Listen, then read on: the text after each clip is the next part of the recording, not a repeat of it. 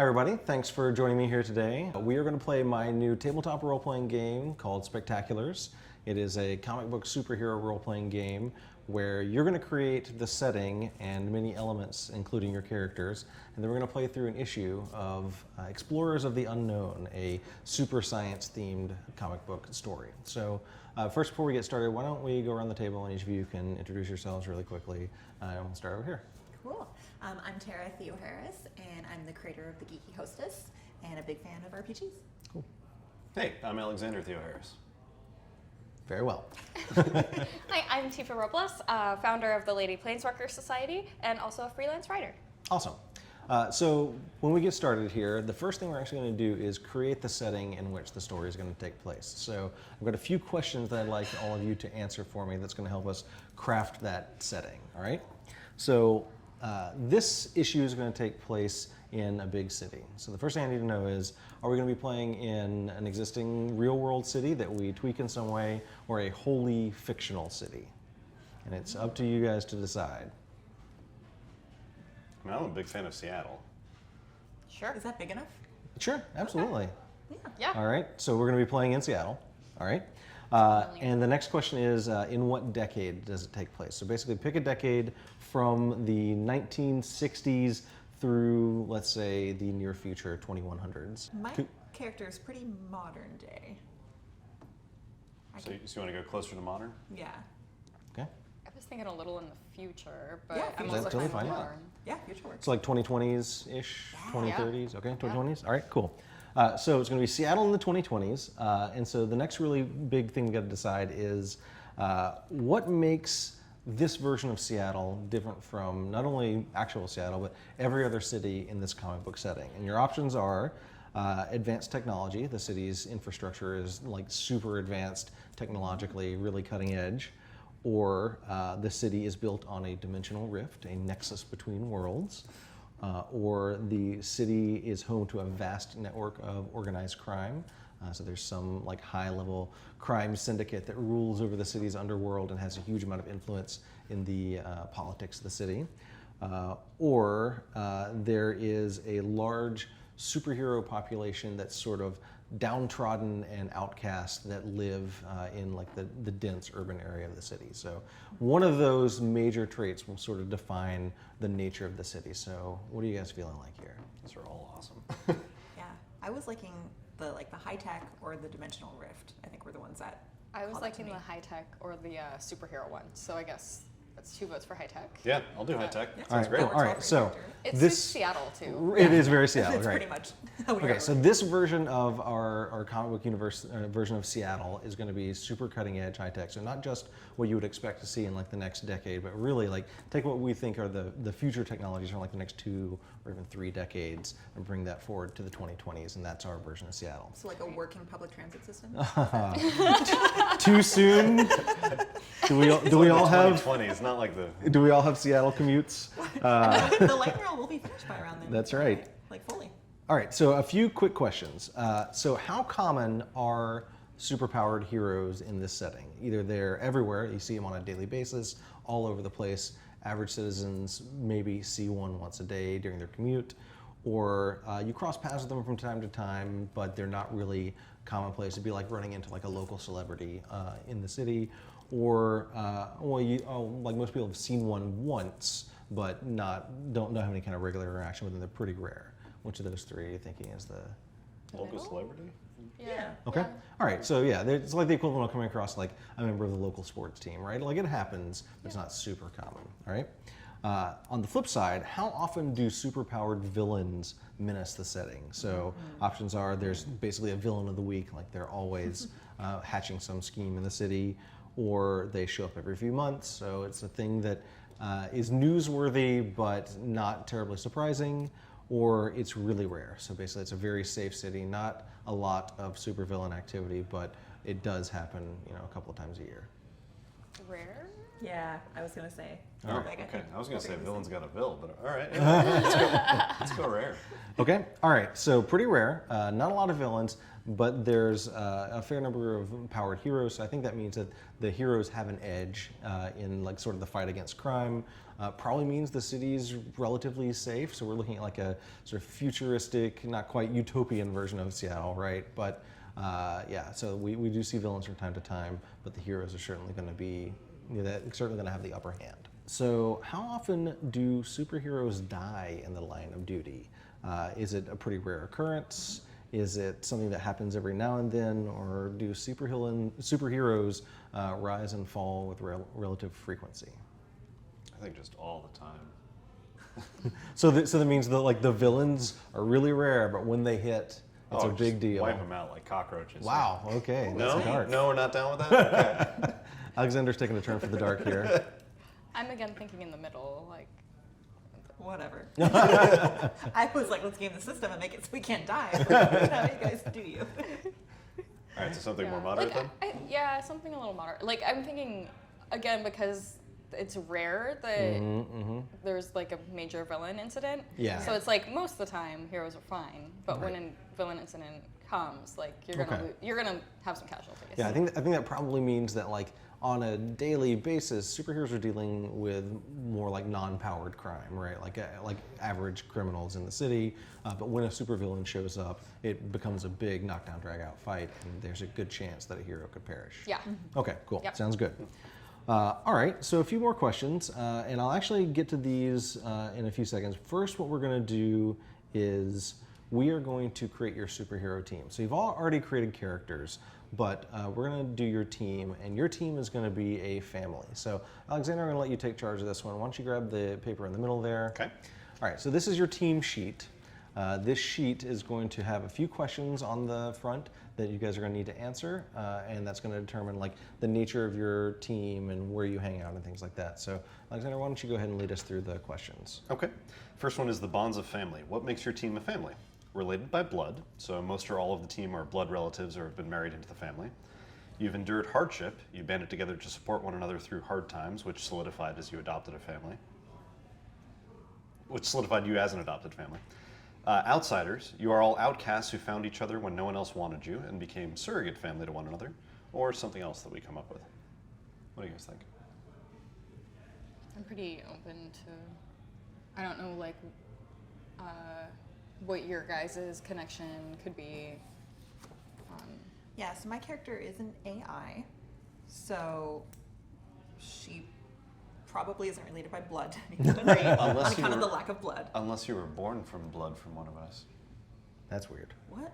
I know you're a scientist. That's some weird science right there. So if it is a familial family, like a blood family, then I could be adopted in some way. Yeah. Maybe you created her? Is that? Is that workable? Created a daughter for yourself. Good.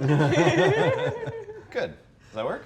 Well, does that work I for mean, the two of you? oh, To be yeah, related by well- blood, or I mean, he was going to be my grandfather, so okay. Okay. we're yeah. already related by blood. Sound good? Okay. Wait, Related. does that mean that I'm your mother?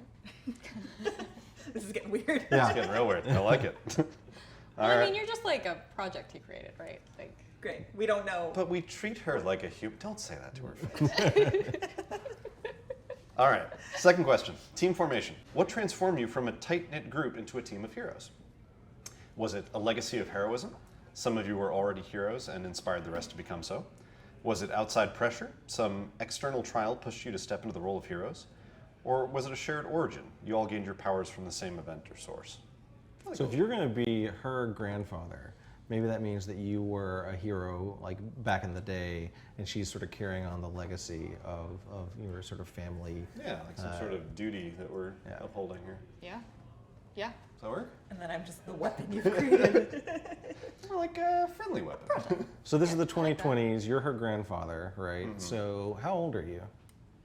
Oh, I'm easily in my 30s. We're not gonna do the math on that. Yeah. You just want to go up a little. Yeah, just go. Maybe give it a couple more decades. Yeah. 60s. 60s? Okay. Yeah. All right, so that means that you were born in like the, 70s-ish era, right? Like, how does math work? No, Yeah. like in No, the that's 60s. not. Yeah, like you were born in like the 60s, right? Okay. So that means you came of age in the 60s and 70s, and were probably starting your hero career in the 80s. Okay, so A good time for heroes. Oh, right, that's so great. so you were a 1980s hero, Good. right? And now she's carrying on the legacy. Okay, that sounds great. Okay. All right, last question. All right, final question. Living situation. Where does your team live when not dealing with villainous threats? Is it a high-rise building? You live in condos in a skyscraping building in the city, or even own the building outright? Is it a mansion? You live on a historic, sprawling estate in an older part of the city? Or is it squatting? You have been forced to find your own living situation under less than legal circumstances and live in hiding in an abandoned building or other city infrastructure. Or finally, the suburbs. You have a home or homes outside the city. I think I'm gonna let you take the lead on this since mine Yeah, would since you're largely the depend patriarch on of the family. Yeah. I mean, You probably have a lab somewhere. I feel like a Are you mansion. successful? Like, do you have a lot of money, and did you give me some? Yeah. Asking the real questions, right? Is she, I feel like that was a loaded question by the end there, but all right. or is she living like in the basement of your home? Yeah, I think, you have like maybe a wing in the mansion, Okay, great. and you've got like, I You don't have a know, mansion like in a Seattle? server. Well done. Yeah. Well, he was a hero in the 80s, right? true, So he that's probably true. had a lot of endorsement deals, Yeah, right? he bought it in the Right, 80s, yeah, oh, yeah, so, absolutely, yeah. It was like a penny then. Right, yeah. And he's a professor, so I mean, Yeah. Okay. Sound good? Yeah. So mansion? All right, Great. American mansion. Great. All right. All right. What's That next? That works Okay, well. so for that's my good. character, So if you'll flip it over onto the back side, Okay. you'll notice there's a place to write down your characters' names. I think this is a great time for you to introduce your characters, right? Awesome. So why don't just one at a time, introduce your character and go ahead and fill out the roster sheet there. okay, I can start. I am Atomic Bombshell. My real name is Nova Wildbrush. I am a energy battery, which means I store particular energy.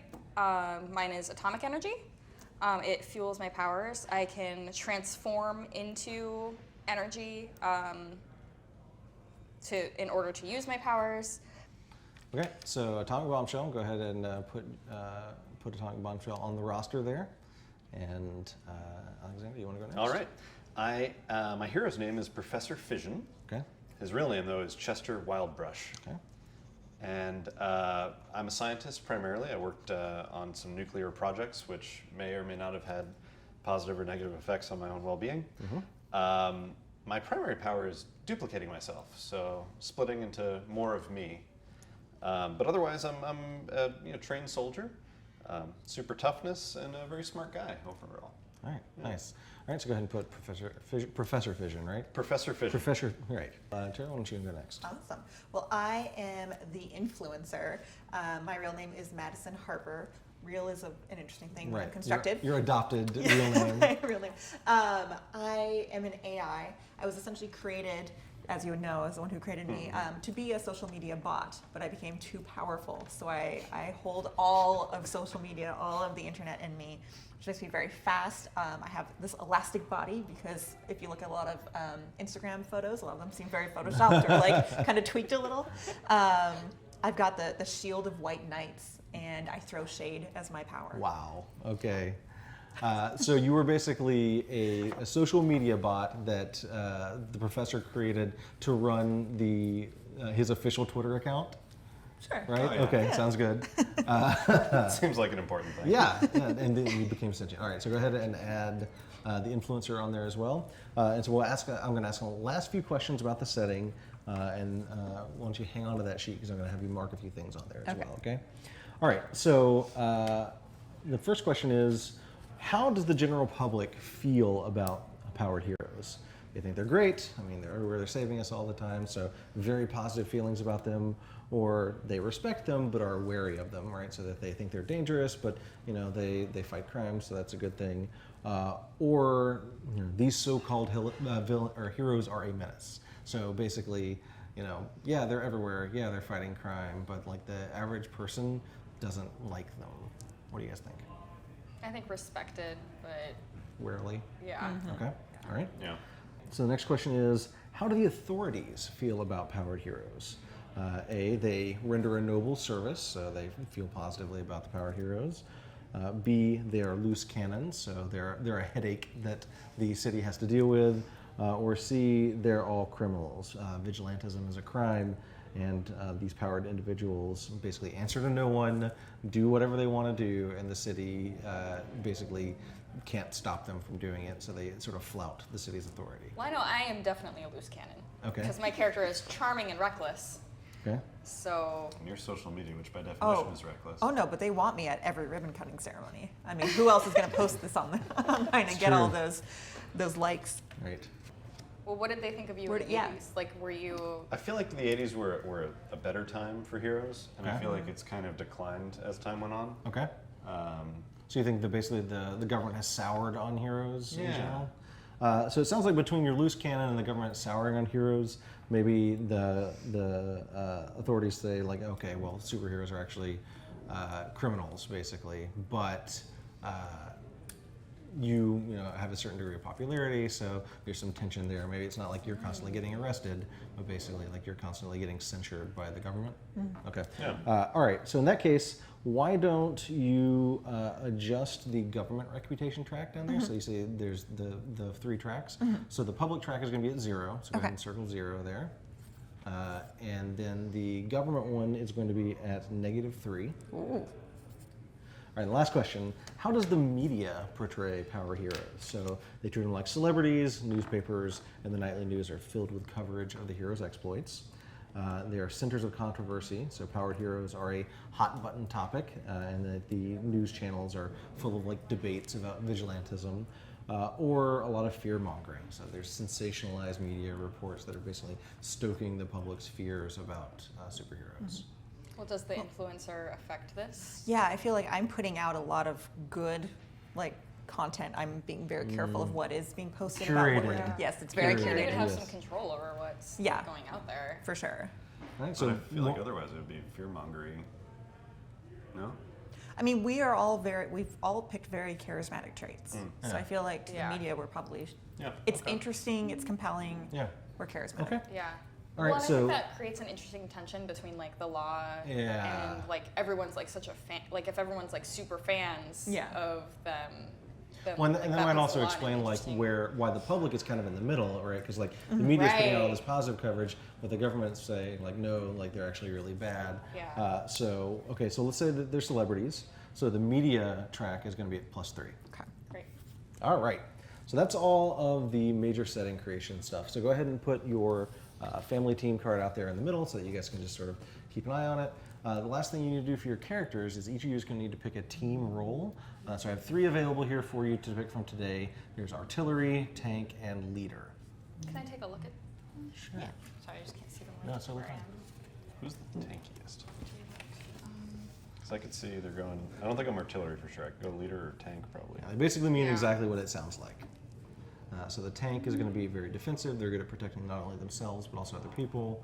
The artillery is good from attacking from a distance. And then the leader is all about tactics and positioning and things like that. I feel like I'd be a good tank. And I'm really You're like, super strong tough. Yeah. defense, so that's why I think tank Cool. makes sense for me. Yeah. Sure. You up for artillery? Yeah, I feel like you should be a leader. Yeah. Okay, great. Yeah, it All makes right, sense so for me just to go ahead and leader. slot those into your archetype sheets in the team role spot. And that's basically the last thing you need to do before we get started. Now, Great. This is the best way to build a character sheet. This is awesome. This Yeah, is this really is really cool. cool. cool, awesome. I'm glad you like it. So a few things I want to point out. So basically, each of your powers has a percentage chance of success next to it. So when you're trying to do things in the game, what you're going to do is basically say, hey, here's what I want to do. You explain some creative use of your power. Just describe it like what's going to happen. Think about how superheroes in comics and movies use their powers creatively, and that's the kind of thing you're aiming at. And then you're going to roll your percentile dice, and you're trying to roll under your chance of success.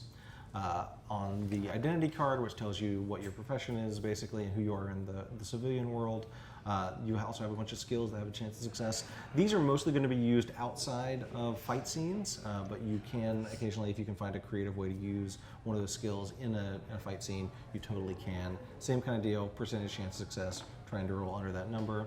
Up at the top, there is a special ability, for example, Tara, yours is no frail creature of flesh and bone, right?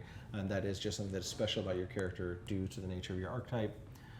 All of your team roles provide you with a way to spend hero points. So if you'll look down at the bottom, there's a reference section that tells you what you can do on your turn, how you can spend hero points, and a little bit about a mechanic called taking the spotlight. Hero points are basically a resource that you're going to have that you can spend on various things. You can use it to improve your chances of succeeding on something when you roll the dice and would normally fail. You can also use it to do teamwork maneuvers with each other. This one's really important because this is how you get two characters combining their powers in a creative way. So you'll basically spend one of your hero points to give some extra dice to the person who's making a roll. You do that on that person's turn. It doesn't cost you an action or anything, so you can basically do it whenever you want to, as long as you have hero points. And what you do is you basically describe a way that you're using your powers to help them succeed in whatever task that they're doing, right? And then of course you can spend it to activate your team role benefit as well. So that's a lot all at once, but we're going to go ahead and jump in. Today's scenario that we're going to play is Sky High Ambitions. It is Explorers of the Unknown #2, so it's actually the second issue in the series. And today's scenario is a little bit special in that I did not design the villain for this. What actually happened was this morning when I woke up and was having my coffee, I created a thread on Twitter where I asked all of my followers, I was like, hey, provide me with some information. I gave them like 5 or 6 polls that they voted in. So actually, don't blame me for anything that happens in this issue. It's all my Twitter followers have created this villain for you. So basically, you have them to thank for this. I am very afraid now. Yeah. So that's sort of a big thing about the game is that it's about creating your comic book setting as you play. And in this case, I turned this element of setting creation over to my Twitter followers. So Well, hopefully they're kind to the influencer. One and the same. Almost certainly won't be, but that's okay.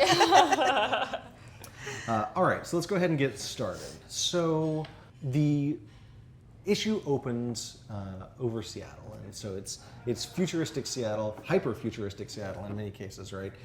It's 5-10 years from our present day, but technology is far more advanced than we would expect it to be in this amount of time. So towering skyscrapers, a wonderfully functioning public transit system with monorails and things like that all over the city, and sort of a gleaming, shining city on the coast of Washington. And the tranquility of this scene is interrupted by the screams of police sirens. And so, the next panel we see is police cars racing through the streets of Seattle, headed towards City Hall. And as the police cars sort of pull in and start surrounding City Hall, we can see that already City Hall is damaged.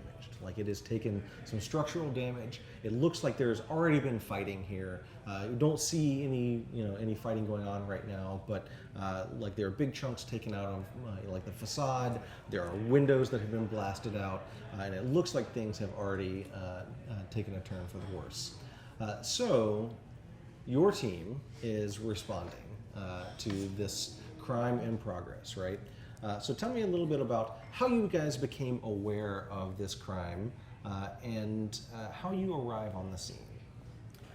Well, the police blotters just go straight into my, Oh, I would okay. say brain, but Sure. all the wires that You are follow up there. Seattle PD on Twitter, Yeah, pretty basically. much.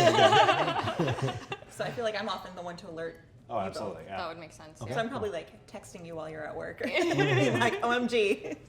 I only use emoticons. Oh, right? great. So you're insufferable. Got it. Yep, yep. Okay, cool. It's always the weird ones we can't quite interpret. What does that even Smiley mean? I don't know. Is that a pepper? I don't even get it. Okay. All right. So you get it through basically the internet, right? Mm-hmm. Tell me about how you all arrive on the scene.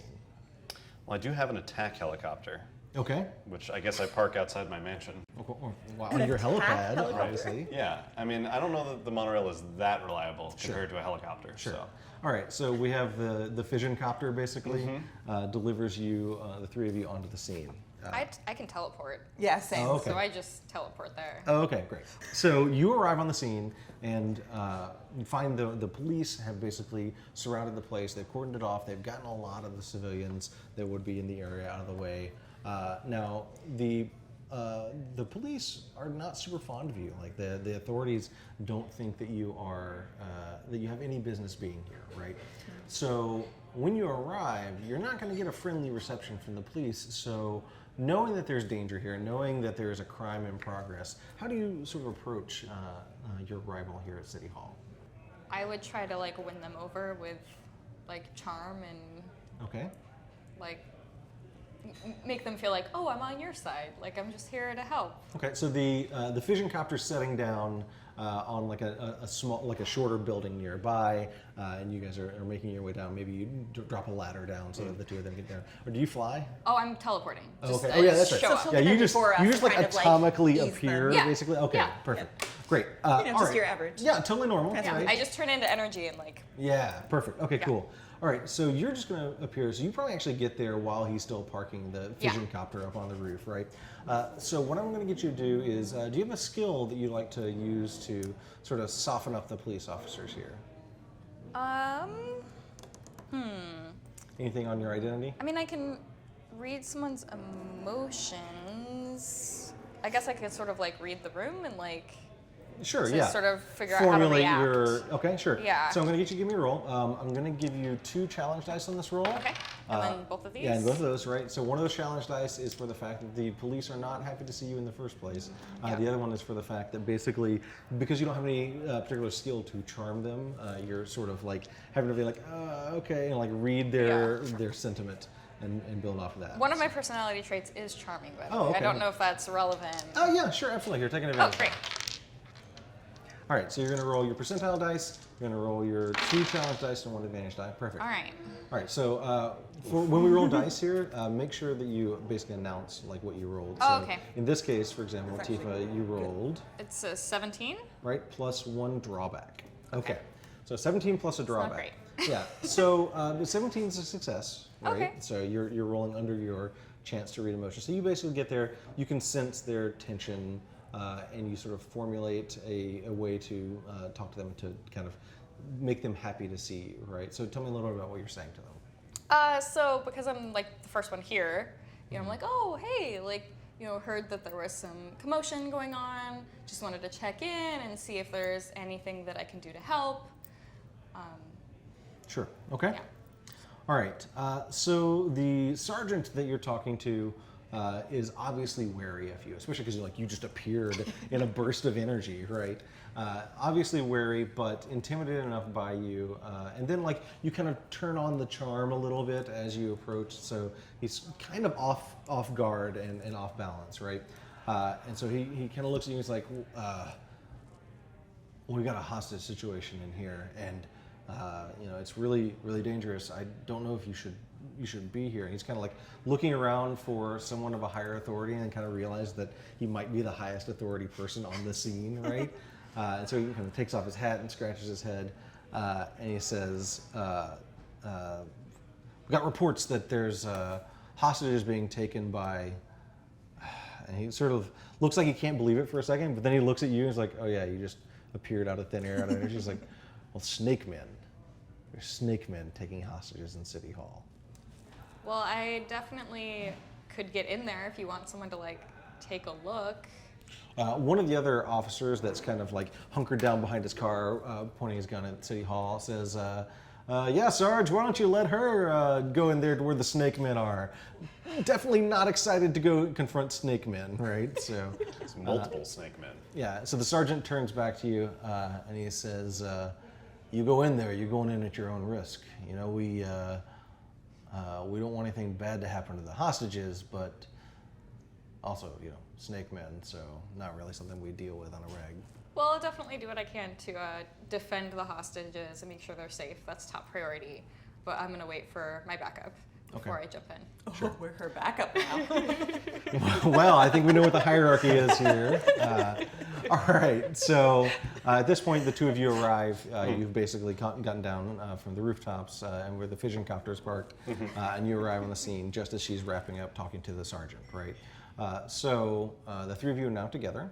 You're looking at City Hall, like I say, it looks like it's pretty damaged, right? It looks like it's taken some hits. You don't see any signs of any snake men from the outside, though, but you also don't see any signs of like ordinary civilians either, right?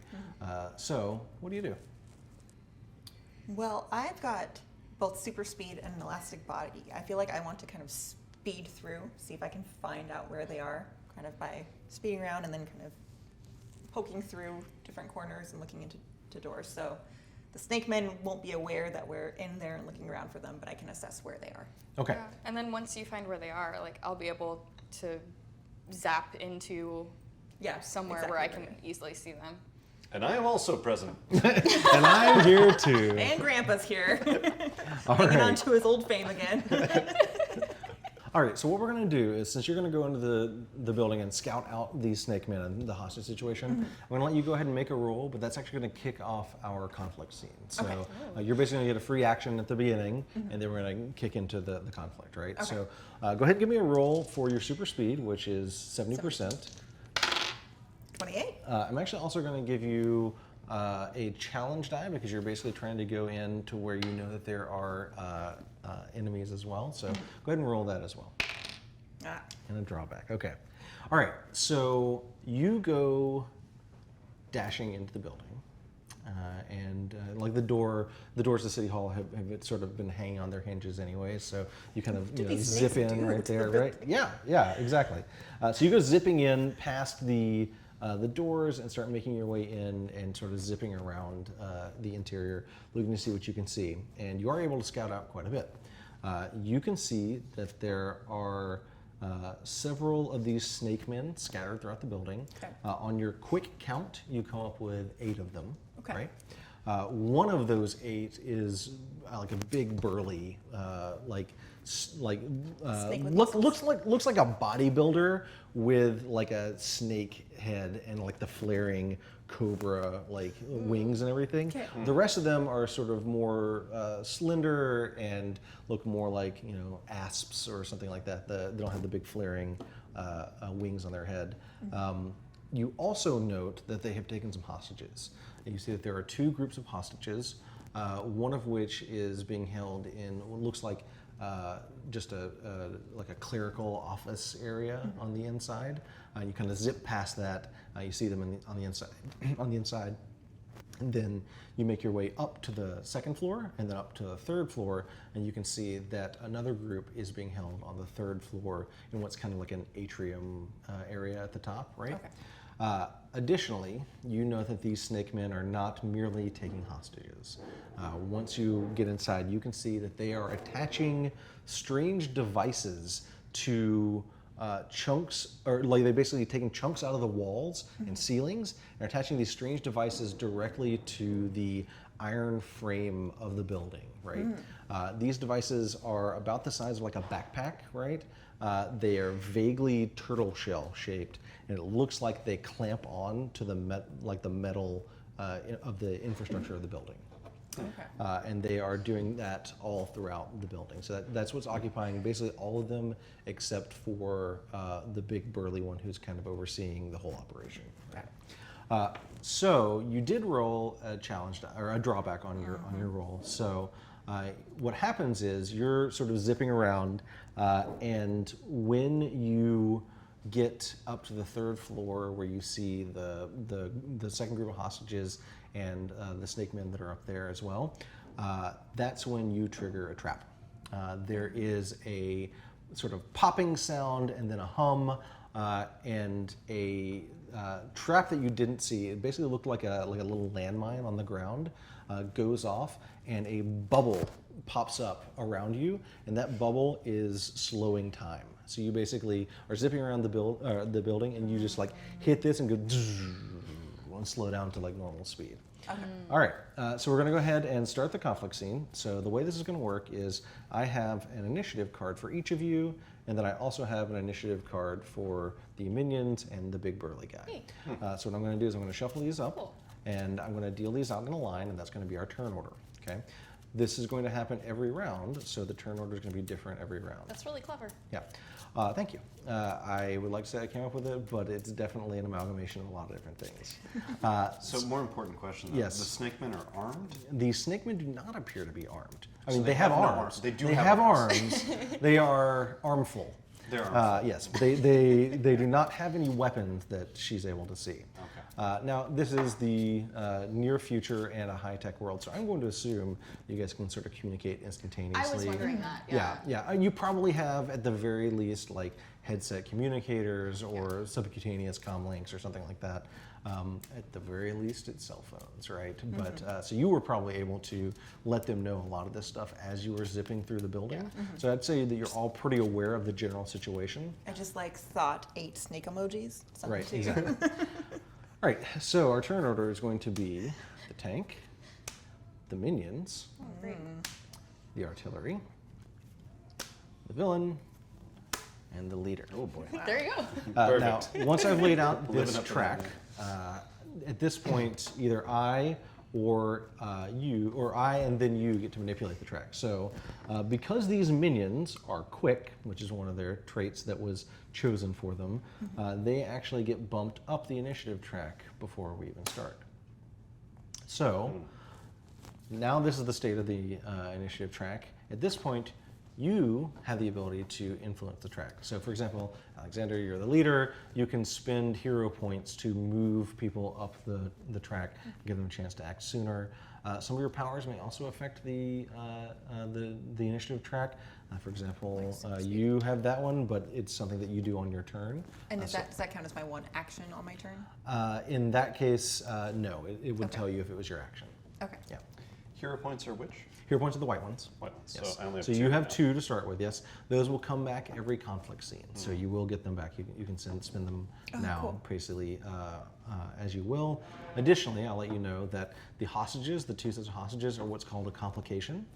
So this is basically something that is not directly tied to your goal, but if you deal with that complication, if you basically rescue the hostages, in this case, each success that you get in doing that until that complication is fully dealt with, you get an extra hero point. So you can basically replenish or gain more hero points by dealing with these complications. Okay? The swirly symbol? So the swirly symbol on your powers, that is time tokens, which we're using the black poker chips for right now. Basically, whenever you see the swirly tokens before something, that is basically saying, hey, take 2 of these time tokens and put them on this card. When a card has time tokens on it, you can't use that card either as like to roll dice for it or use its special abilities. At the start of your turn, you take 1 time token off. Got it. So it's basically like you can't use it for a couple of rounds. It's like a and then- cooldown. yeah, exactly, right? Okay. And you'll get it back. So that basically, like, you'll see like 2 time token symbols and then some mechanics. That means, hey, you get this benefit now, but put 2 time tokens on this. Got it. Yeah. So would anybody like to affect the initiative track? I could bump one of us up, but I don't know that it makes sense to do so yet. Unless the tank feels like being able to go before them would be helpful here. I don't think so. Yeah, I'm more inclined to hold it for the time being. Yeah. Okay, Just sort sounds of see good. what happens. All right, so we'll start with the minions. So you are caught in this field, this time-slowing field, and the snake men that are up there in the top level with you, they actually wheel around as soon as you get up there and abandon their attempt to put the devices onto the infrastructure up there. But they surge towards you, and basically they enter the time dilation field and seem unaffected by it. I do have one so- quick question. Yes. Do I have a chance to zip in before this starts, or will No. that be part of my turn? No. Okay. She got to go first because basically she was kicking Yep. things off, right? Then your turn will come and you can go in, right? So the snake men are going to make an attack against you. But they rolled really badly, and so fortunately, even though they are not slowed down by the time dilation, you're able to sort of step between them, and you're basically moving at normal human speed relative to them, right? And you're able to avoid their attacks.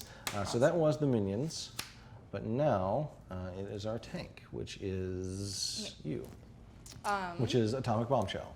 So Atomic Bombshell. Now you're going to go. You're actually outside still, you've just finished talking to that police officer, right? Yep. That police sergeant, I should say. And you've just seen the influencer dash into the building using her super speed, zip through, and then you heard her exclamation as she was caught by the time dilation trap. Yeah.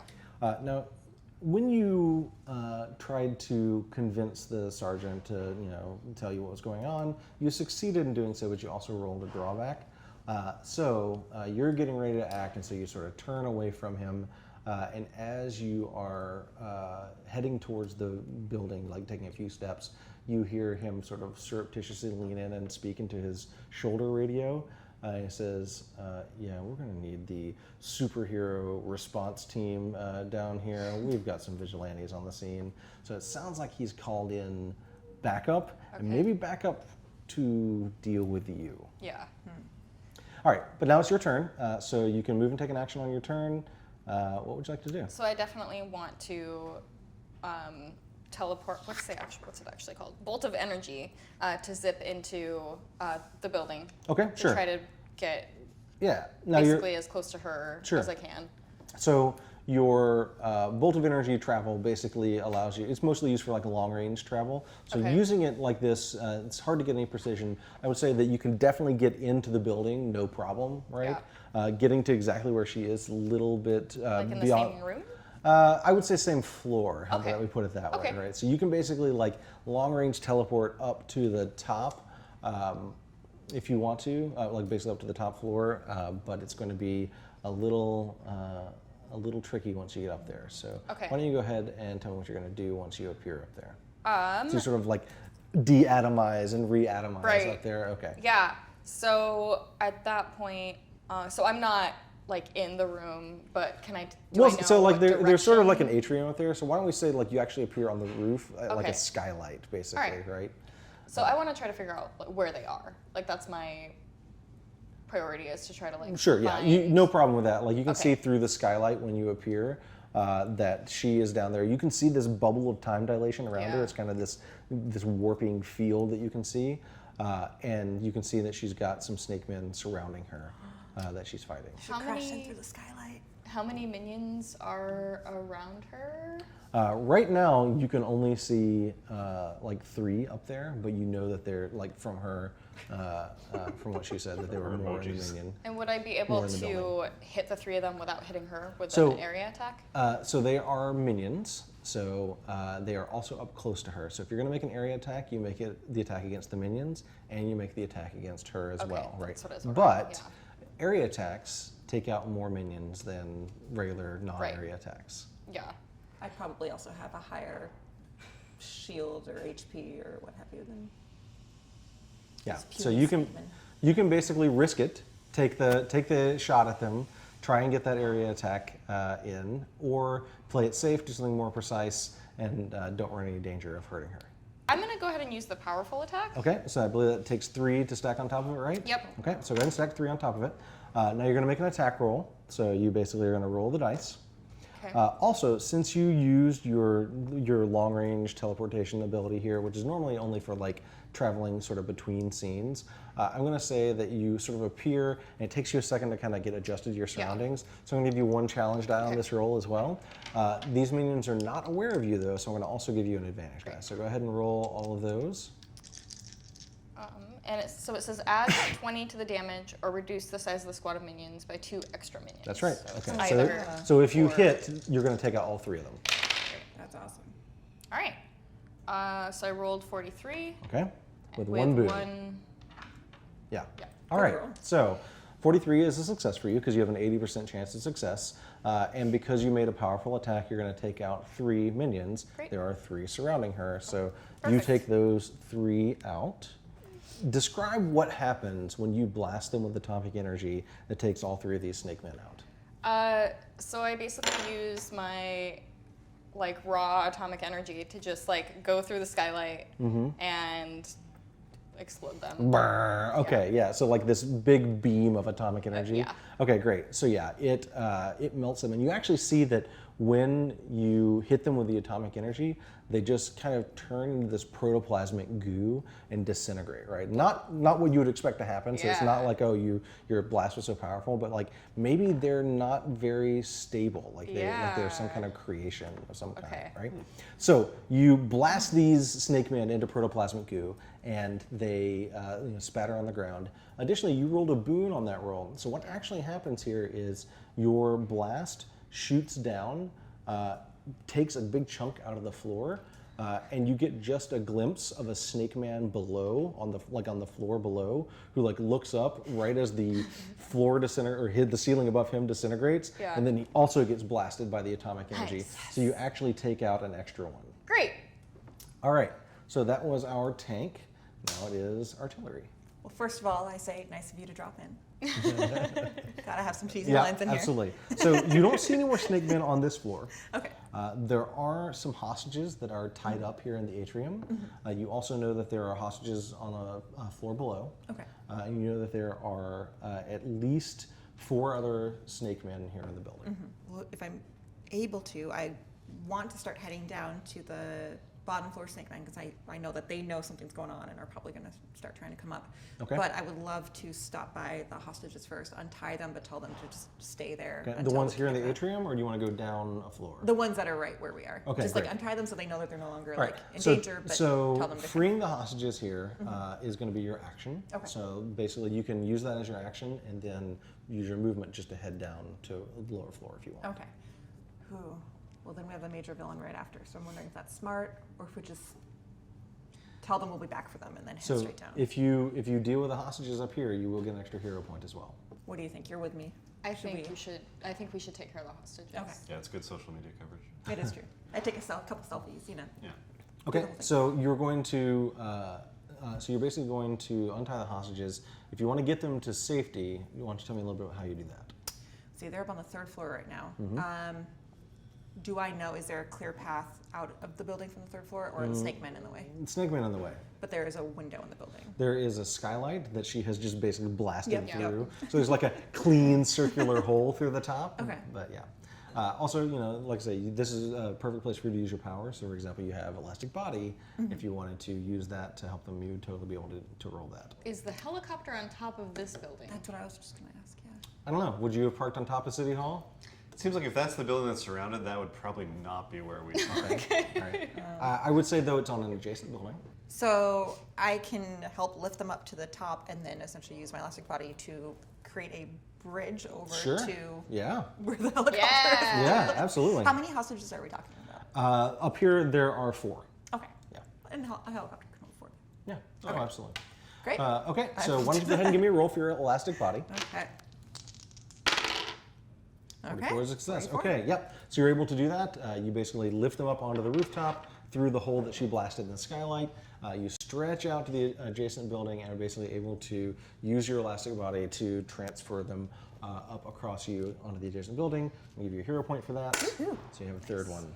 All right, so that was our artillery. So once you're done doing that, you're going to head down towards where the other snake men are. Yeah. Okay, sounds good. And there's a hole there for you. Yeah. And that's So I true. made it nice and easy. Yeah, so you basically you extend yourself to the other building and then just drop down through the hole. Yeah. Okay, great. I'm a little nervous about going closer to this major You'll be villain, right? fine. I'm sure this will be fine. I'm right behind you. Okay. Okay. He likes the way you slither. Ew. See, sliding in my DMs. Too soon.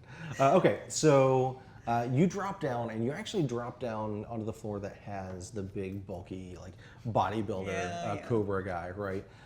And he sees you drop down, but he actually kind of ignores you for a second, turns, and basically finishes clamping one of these devices onto the infrastructure of the building. Yeah, we need to It find out what's locks going in and begins to hum.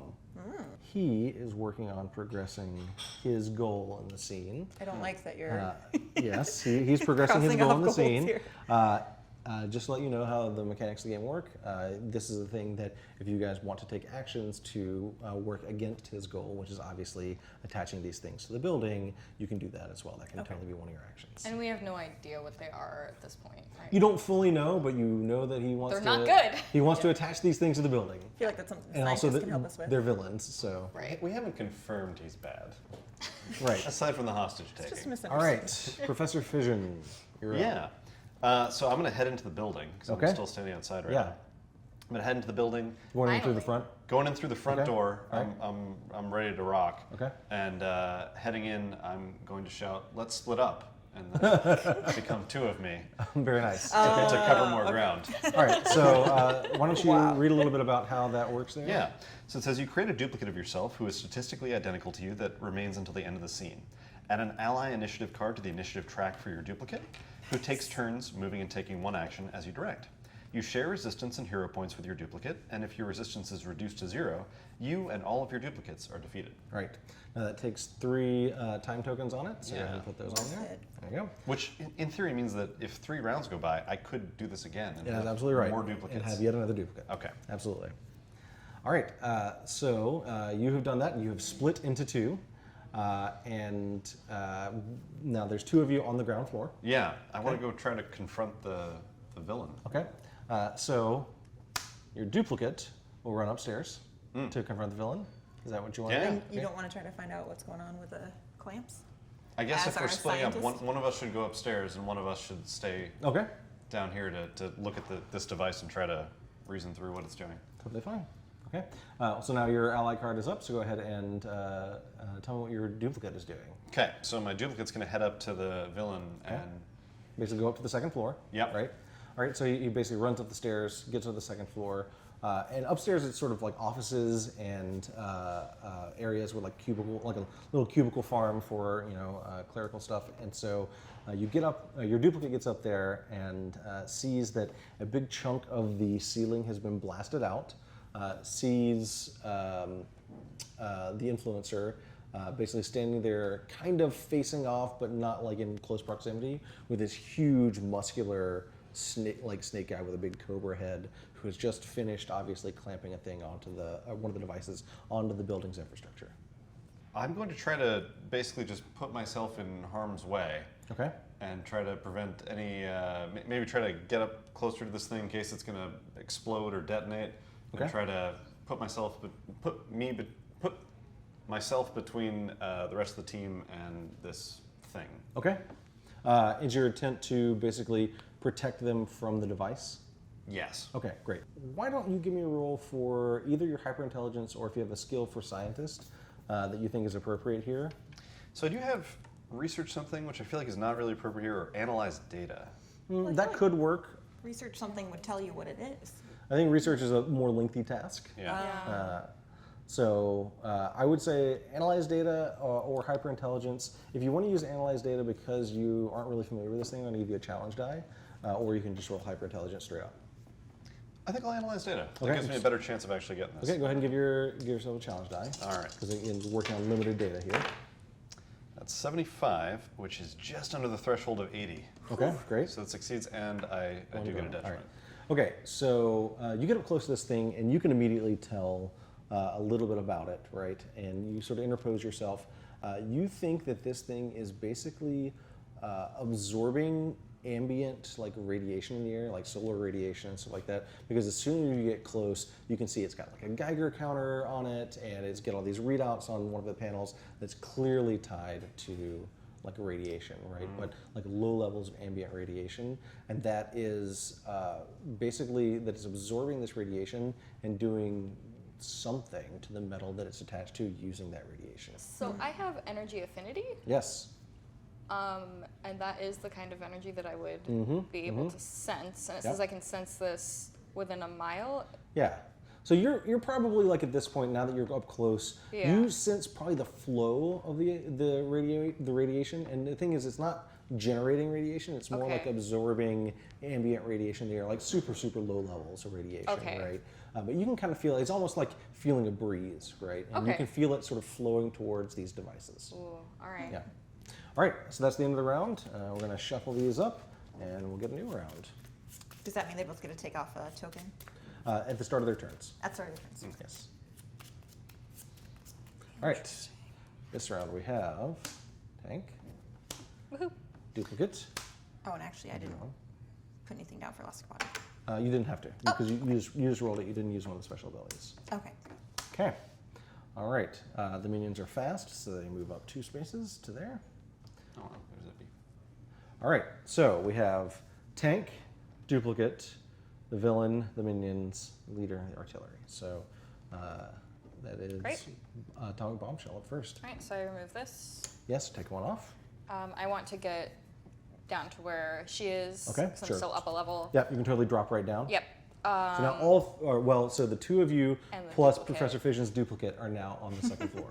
Okay. And how many minions? There's 2. On this level, 3 you minions can left? see that there are three like low-level snake men that are kind of in the area. Yeah. Plus, you can see like there's the one big burly guy. So big burly guy plus 3 low-level minions, and you can see that those minions have been occupied with trying to attach more devices to the walls or to the metal structure. But Are the minions close to either of them? they are not. They're sort of off to one side. Perfect. Yeah. I'm going to use my energy blast Okay. to do an area attack on the minions. Okay, go ahead.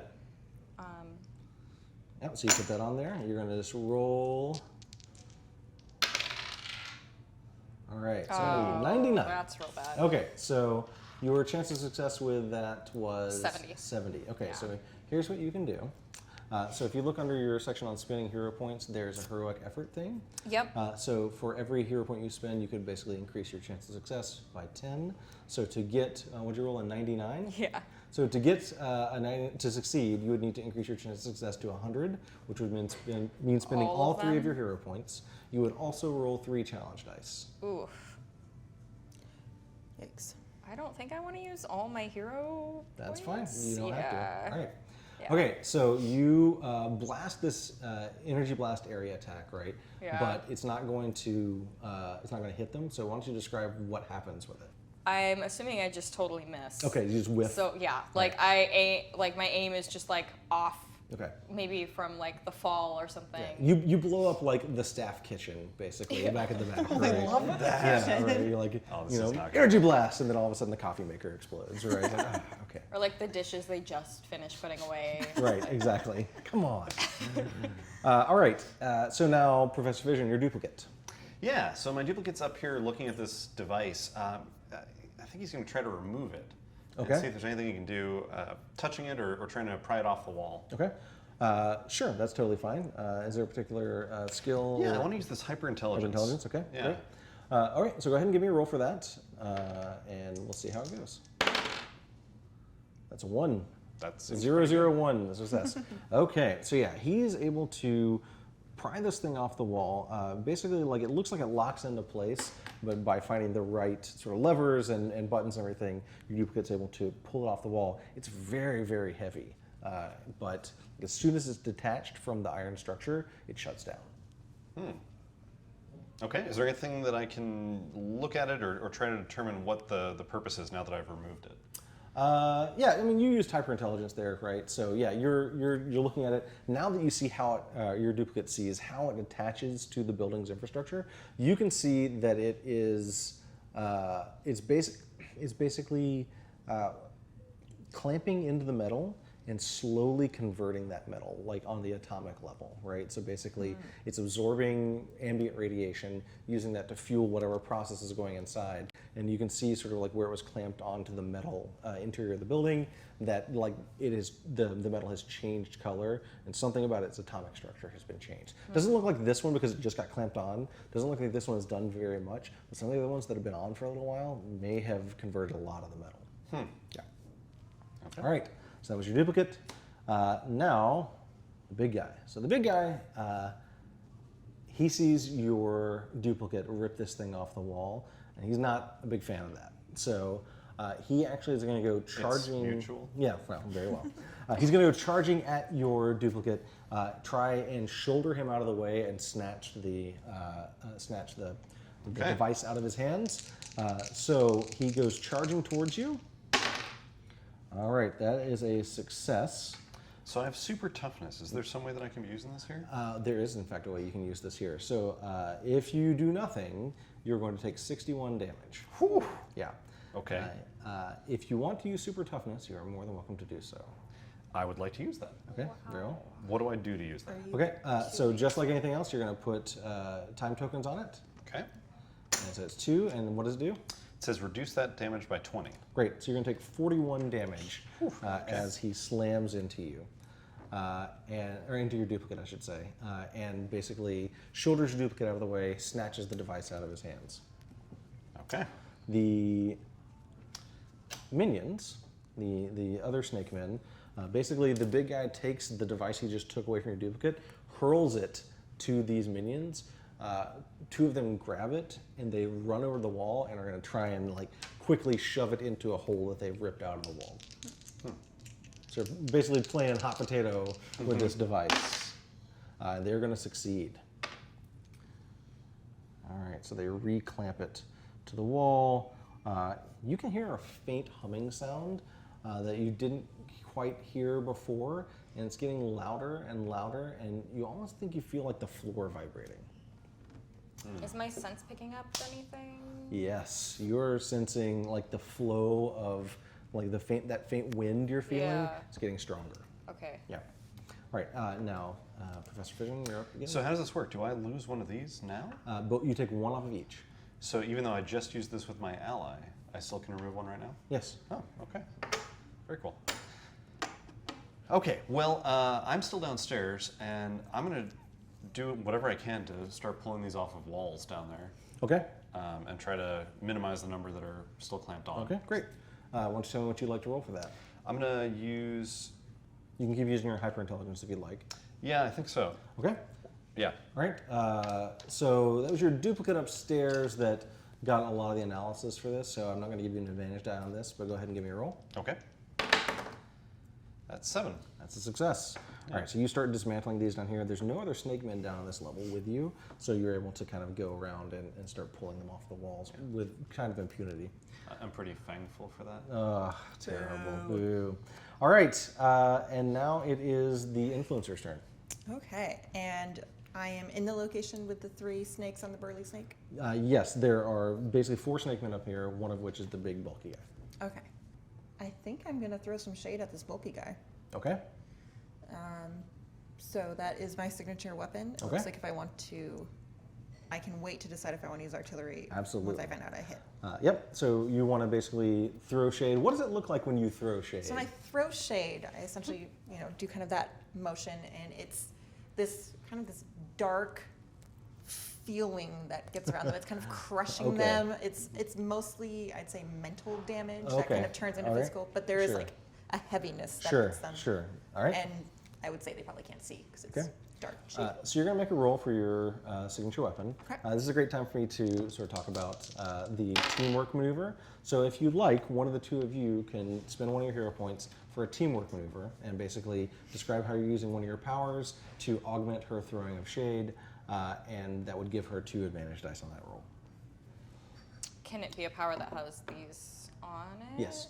Okay. Oh, wow. It's just descriptive, basically. Oh, great. Yeah. Yeah, I could definitely add my like atomic radiation Okay. to that to So make you, it even you basically more create a combined beam of right, Yeah. atomic which is energy also going and to drain shade. Okay. them. Okay, cool. All right, so you spend 1 of your hero points. Yep. Just toss it back there. Yep. And so you're going to get 2 advantage dice on the roll. There you go. Should I reroll this? No, you can leave that. Okay. It's fine. Whoa. Wow. Okay, not bad. And now, were you attacking the sort of low-level snake guys, or were you attacking the big burly guy? The big burly guy. Okay, great. So you rolled a 22, and you got 2 boons. So what I'm going to say is each one of those boons gives you an extra 10 damage. Right? Okay. So you're going to deal 44 damage. Would you like to spend any of your hero points for your artillery? Yes. Okay. Let's see. So for each hero point I spend, I can add plus 20 to the damage deal. Right now he's at 44. I'm guessing he's probably pretty heavy duty. What do you think? Should I increase by 40? Do 2 hero points? Yeah, that sounds awesome. All right, so you're going up to 84 damage. All right, very nice.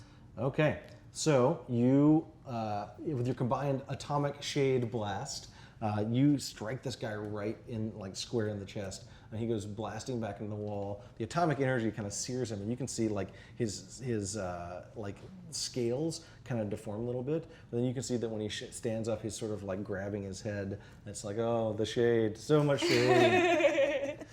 It's really embarrassing, really. Yeah, he's not going to be able to come back from that very easily. You put him on blast. Oh, I did. Oh, nice. All right, starting in the third round, we have the artillery again, the tank, Awesome. Oh, nice. the duplicates, minions, leader, and the villain. Okay, so you guys are in this situation here. So the minions are fast, so they move up. So, Professor Fission, would you like to spend any of your hero points to, Ooh, yeah, I could boost up the tank to be in front of the minions there, huh? if you want? Yeah, I will totally do that. Okay, so you're gonna spend a hero point. So use my leader power to move a hero's initiative one step forward. Okay, and you want to move Atomic Bombshell up? Yeah. Okay, great. So tell me a little bit about what you do that helps her sort of tactically react faster. Yeah, so I'm going to shout at her. It's like an encouragement. Right. It's like a Grandpa, stop yelling at me. It's part of our Yeah. relationship. Yeah. Right. Yeah, it's get in there already. What are you doing? I'm gonna. Kids these days It's like an with, admonishment, really. with your avocado toast. Yeah. Millennials. Right. Yeah. Back in my day, there was 2 of us. Right. All right. Great. So, Influencer, you're actually going to get to act right away again. Yeah. So, why don't you tell me what you want to do? I would love to hit Burly guy again while he's still kind of. Okay. Going to keep throwing shade? Yeah, if Okay. that works. Totally fine. Yep. Okay. All right. So you can go ahead and make your roll. If anybody wants to perform a teamwork maneuver, you can. Oh, I just barely made it. Barely made it. 76. All right. I think I'm gonna teamwork again. Like that worked Yeah. Okay. so well last time. Let's Alright. do it. Try to take him So out. go ahead and throw in your 2 advantage dice. All right, Got so one. one boon this time. All right, so he's kind of staggering already. And you see he's kind of clutching his head. You see you just sort of like focus and create more intensity of the shade, right? And he just kind of collapses to the ground. And he's holding his head. He falls forward, and like when he hits the ground, he just splats, right? Like he's just made of protoplasm, basically, right? Splats all over the ground. And when he does that, you can see that basically like he falls and lands in such a way that it looks like he had like a tool belt or something like that. It hits the ground and scatters out like tools all over the floor.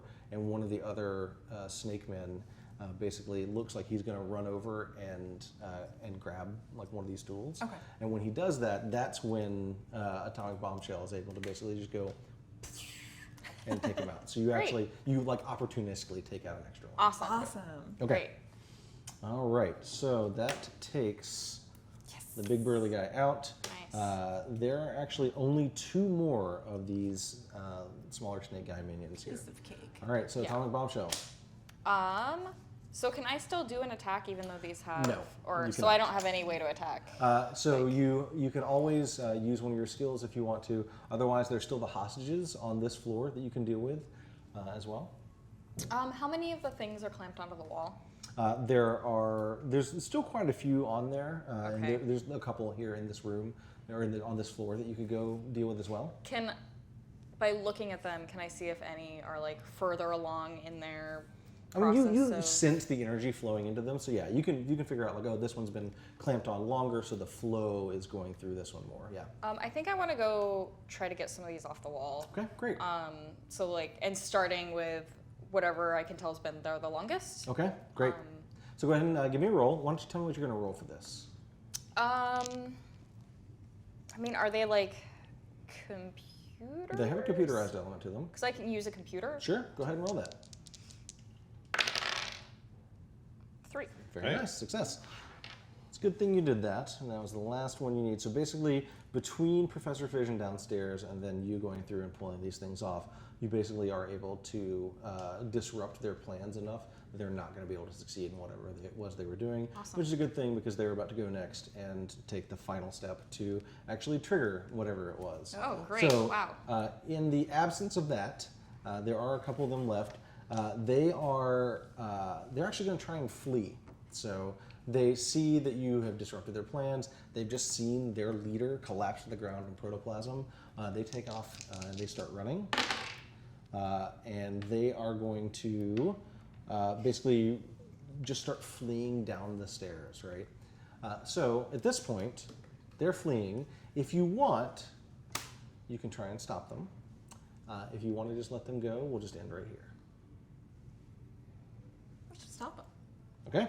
All right. No? Sounds good. Yeah, I mean, we have some turns. Professor to do it. Fission, your as duplicate well. is up next. You see these Sounds two good. guys running for the stairs. Sounds good. I'm Just interested in making- them, but I'm also interested in that belt that fell to the ground. Yeah, it's just a standard tool belt. Oh, right? standard tool belt. I don't care about that at all. I'm going to go punch those guys. Yeah, absolutely. Yeah. Go punch Okay. some snakes. So, barring some other ability to punch, how can I just attack So, someone? so in this case, you can either use anything else, which would just be a punch. You can actually totally use your hyperintelligence as an attack, right? Just describe a way in which you're using your hyperintelligence to attack these guys, and then you can make the roll. Okay. I'm picturing the like Home Alone for the villains kind of to prevent them from. Or like you're like doing the mental math in your head, so you like pick up a wrench and you're like, get that angle, right? Geometry, right? Yeah, so I think I'm going to see if there's anything that nearby looks like it could be on the verge of falling over thanks to so much damage having been done to this building and the coffee machine. Maybe I'll try to grab, some Keurig cups or something. Okay. Throw them that direction. All right. in an Yeah, effort so you're to basically take them hurling out. debris and trying to get the right angle to take Yeah, these guys but out. like in an intelligent way. Sure, right, yeah. Yeah, well, I mean, you can basically on the fly calculate the optimal angle. Okay, so go ahead and give me a roll for that. All right. Oh, 67. No, I don't hit it. Okay. All right, yeah, so you throw a bunch of debris from the kitchen at them, and just like a coffee pot shatters against the wall, right? And a toaster flies by, and they keep making their way down the stairs. But at least I look smart doing it, right? Right, so now it's your turn again. Very smart. Yeah. So Okay. you can remove those two. Also, it was your duplicate, so who cares what he looks like? Yeah. Right. That's not just me upstairs. So these snake men are running basically down the stairs towards you. Oh, perfect. Now I'm right in the way. This time, I'm going to use my hyperintelligence to stick a leg out and try to trip them down the stairs. All right, sure. Like an actual, just your leg? I'm trying to But, think like, of really everything smart on me. leg. So, It's a very smart leg. right, so if you're able to use a piece of the environment in some way, I'll give you an advantage die. Okay. In that case, I'll try to maybe pull some of the railing over. Yeah. Yeah. To try to make an obstacle for them here. Sure, yeah. So you basically like see where the structural weak point is in the railing, and you're like, oh, okay, and you like rip it out at just the right moment and swing it out to trip them. Okay, great. What'd you roll? 44, which is a success. Okay, 'cause I did and a 60. boon, right? And a boon. Great. So you're gonna take out both of them. So you basically swing this thing around, and when it strikes them, they basically just disintegrate into protoplasm. So you are doused in snake. It's going to make it tough to question them. Yes. But easy to research them. Indeed. All right. Yeah. So that's the end of the scene. However, you do know that the police have called in anti-superhero reinforcements. So tell me what you guys do at this point. Where are the hostages? So the hostages are up here, or they were up on the second floor there. They were in one of the offices, so at this point they're safe. You can free them basically, but you don't need to worry about getting them out like she did. Right. basically. Although if we walk out with the hostages, Yeah, that's they'd what be I'm less thinking. likely to like we come should. after us. So we do know that it's an anti-superhero force. So if we dress up as villains, it should let us go straight away. No problem. Yeah, I don't think that's a good idea. I want to save the hostages and also Okay. use them as a like, oh look, Body we shield. saved people. Right, as a social shield. Yeah. Right. Yeah. Okay. Okay, great. So you free these hostages. They're very thankful for that. And like I say, Yeah, they should be. in this city, they are wary of you, but they've just seen you take out all these villains, and then you set them free, so they're very happy. And so the three of you exit the building with these hostages basically in front of you, and the police take them into custody. And you see that that anti-hero SWAT team is basically arriving on the scene, but as soon as you're coming out with the hostages, they sort of order their people to stand down. The sergeant that you originally talked to, he's there, and he kind of comes up to you, and you see he's got this sour look on his face, and he doesn't really say anything for a long moment, and then eventually kind of grunts and goes, "Well done." And And then- I go to high five him. He does not high five you. Okay. In fact, he just basically heel turns and walks away from you, right? So, I high five myself. yes, you're like, yay. So at worst, the authorities decline to arrest all of you, right? And so you're able to, Another successful. but you're able to return to the fission copter or teleport away without being arrested this day. But you managed to save those hostages. Oh yeah, your helicopter's full of hostages too. We need to take them to their houses. Right. Can we drop them off on the way home? So they're no longer hostages once they're in the helicopter, right? Or are they still No, hostages? there are hostages. Well, once they're out of the helicopter, they're no longer hostages. Okay, so you've taken care of these snake men who are attaching weird devices to the superstructure of City Hall. But that leaves you with a couple mysteries. First of all, where did these snake men come from? Second of all, what were those devices and what were they trying to do? So at this point, basically, it's up to you guys to determine how you want to proceed from here. Almost certainly, you want to look into these things in whatever your respective ways are. And basically, at this point, I turn it over to you. Tell me what you want to do and how you're going to go about doing it. Is it too late to have grabbed one? Is it possible we grabbed one before? No, like you had plenty of time Great. there, right? Yeah. I definitely grabbed one Okay, cool. Grabbed one. of the devices. Got it, yeah. And after work that day, I take it to the mansion, presumably for all of us to inspect it and try to figure out what it is. Okay. And I'm researching snake men on Wikipedia while they do that. Okay, cool. Great. So you're doing a deep dive into conspiracy theories. Going to the dark web. Right, okay. I'm currently coated in a thick layer of snake man, kind of like a second skin almost. Indeed. And I'm going to scrape off some of that and see what I can do as far as figuring out why these people just disintegrated. Okay. So sounds DNA like research or something? Atomic Bombshell, it sounds like you're going to be analyzing the device, right? Yeah, so analyze data. Yeah, okay. So it sounds like Professor Fission, you're going to focus on the actual snake men protoplasm, right? And then you're doing research into snake men on basically the internet, Yep. effectively. Okay. All right. So we'll go ahead and start with Atomic Bombshell. So you're doing your scientific research here. Yep. What kind of background do you have that that sort of gives you the ability to do this? I mean, obviously you have access to your grandfather's lab, so that's helpful. Well, I think my affinity really ties into this. Yeah. If there's the radiation component. Besides that, I mean, I'm an HR assistant, so Sure. I don't, but I have grown up with him, so I imagine there'd be some amount of intelligence just from being around it.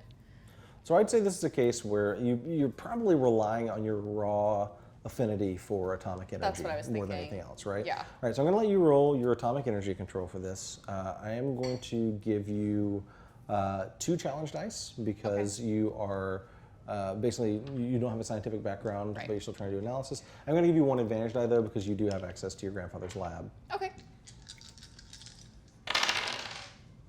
78 with 1 drawback. Okay. All right. Yeah. So you're able to dig in to these devices a little bit, and you're sensing more than you're studying in a lot of ways, right? And you're able to sort of experiment. You kind of take a piece of scrap metal and place it on one of the connectors and everything, and kind of feed atomic energy into it. And one of the things that you notice is that as you feed your atomic energy into the device, obviously you're putting more energy into it than it was pulling out of the air effectively, right? It seems like this device is basically capable of working faster the more energy it can consume. So as soon as you sort of hook up a piece of scrap metal, pump a bunch of energy into the device, and whereas before it was a slow conversion process, it's almost instantaneous, right? Wow. The scrap metal turns almost a silver white color, very, very light color, and then starts floating up into the air. And then it floats up and bumps into the ceiling. It appears as though the device had completely converted it to completely defy gravity. So it's pushing against gravity. And it wasn't shooting up into the air, but it was But, yeah. slowly lifting up. Floating. So they're trying to turn City Hall into the house from Up? Is that what was going on here? Sure seems like it. Interesting. Does it still feel like metal, or is it? Oh yeah. Hmm. Oh yeah. So it's just as strong. Yeah, oh, yeah, absolutely. Yep. It seems like nothing about its tensile strength or anything was changed at all, just that it pushes against gravity. Is there a table I can attach it to? The I want to see if I device? can like lift something. If I do like a little bit less energy, like if it's like a lifting property, Sure, or yeah. like what happens. Yeah, basically you're able to experiment with it more. Multiple You things, can tell that it basically is set to absorb as much energy as it possibly can, right? So there's not like a lower setting or anything, Okay. right? It's just like how much energy is available. And in Yeah. the case of like what was going on at City Hall, it was only relying on the ambient energy, the ambient like solar radiation and what have you there. So that's why they had a lot of devices doing the conversion, right? Did my energy, like my blasts that I was doing, affect them? Like, is that something I would have noticed? Or... It probably pulled a little bit more energy out of the Okay. air, but directing your Not blast like- at the device is clearly Is- more, yeah, exactly, Okay. right. But the increase in atomic energy in the air, you can tell like it definitely pulls more in as well. So it doesn't look like it has to be directed, but it seems like a directed blast is far more effective. Okay. All right, so Professor Fission, Yeah. you are going to be studying the protoplasm of these snake men, right? We are going to be studying. Oh, okay. You and your duplicates? Yes. Okay, very well. All right, so why don't you tell me what you'd like to roll and how exactly you're going to go about studying this? I think we're going to do research something. Okay. And I want to take this protoplasm and see a couple things. One, what it's actually made of, and two, if I can reverse the process in any way. Okay, sounds good. Creepy. It's a 56, so that's a success. Success, okay. Yeah, so you could tell that this is basically, looks like it's taken the raw genetic material of humans and various snakes and sort of combined them together, but not in like a full genetic like splicing, like I've created new life kind of way, but almost more like grafting, right? It's just like, oh, like we've got enough of the DNA of each one that we're just going to sort of graft it onto each other, and that's why it's not like a solid creature, but rather a thing of sort of protoplasm when it's damaged. As far as like, can you reverse it? It seems as though radiation is the key to reversing it, basically, right? So a significant blast of radiation will do it, but once there is enough radiation in the air, it will just generally weaken them as well. And like you sort of test it with like having her like blast like an iron rod, and then you bring it closer to the protoplasm, and it just like starts to like separate into even smaller and smaller bits of goo, right? So it seems like these are pretty temporary. Yeah, absolutely, right. Additionally, you can tell that part of the reason why they are so vulnerable to radiation is that it seems like the whatever splicing process is probably happening somewhere where there's already a pretty high concentration of radiation, right? And like that it's already like, okay, it's been grafted together and it's already kind of got weak bonds, and then introducing even more radioactive energy is what's causing it to break down. Interesting. Okay. Yeah. All right, so the influencer, you are going to be doing some research on these snake men, right? Yeah, I just want to find out both the snake man and this machine they're putting on, if this is something that they've done before, if other cities have seen these creatures show Okay, up. you're looking for like if there's- reports and stuff like that of Yeah, I'd say just any evidence that this has happened before or that Great. they've existed before. Sure, okay. So what would you like to roll for that? I'm going to do research something. Okay, great. Go ahead and give me a roll. Whoa. Ooh, 93. Yeah, Come on, that was like nothing. a shoo-in. Nothing comes up actually. Like you and you know you're pretty confident in your research skills, right? I but, am the computer. Yeah, but it's actually like as you start digging into it, it's almost like either any reports of activity by these snake men has either been erased or like you start thinking maybe redacted by like some maybe even a government agency. Some sort of reptilian conspiracy. Indeed, lizard people in the government. Which is also strange because you think there'd be something on that on the internet Yeah. somewhere. All right, so you know a little bit more about these snake men. You know that they are sort of grafted together human snake DNA. You know that they're probably being created in some kind of radiation-filled environment. You know that the devices absorb large amounts of radiation, seemingly can take more and more. You think there's probably like an upper end to how much an individual device could take, but by planting a bunch of them around, it was able to convert anything it was touching. Can I test that limit? Yeah. You think like with the device that you've got there, something like the size of like a tractor trailer basically would be like your upper limit, so what it can convert, right? maybe could go further than that, but it seems like the conversion process drastically slows. Okay. You also think that the physical contact is with the metal is not 100% necessary. You think that maybe like, it could be turned into like a beam of some kind, basically changing one kind of radiation into another. Yeah. This could be used with my powers for good. Well, for something. Good is questionable. All right, so you've done some research, but you're not 100% sure what was going on exactly. So tell me what your sort of next steps are. I think we need to find some place that has a lot of radiation to go look at and see if we can find the source of this disruption. Yeah. Alternatively, we should short any helium sales places, like balloon stores or what have you. It seems like they're not going to be around for much longer. Always looking for an edge. Yeah. Always looking to shore up that financial empire. I mean, the mansion is looking kind of grimy these days. Yeah.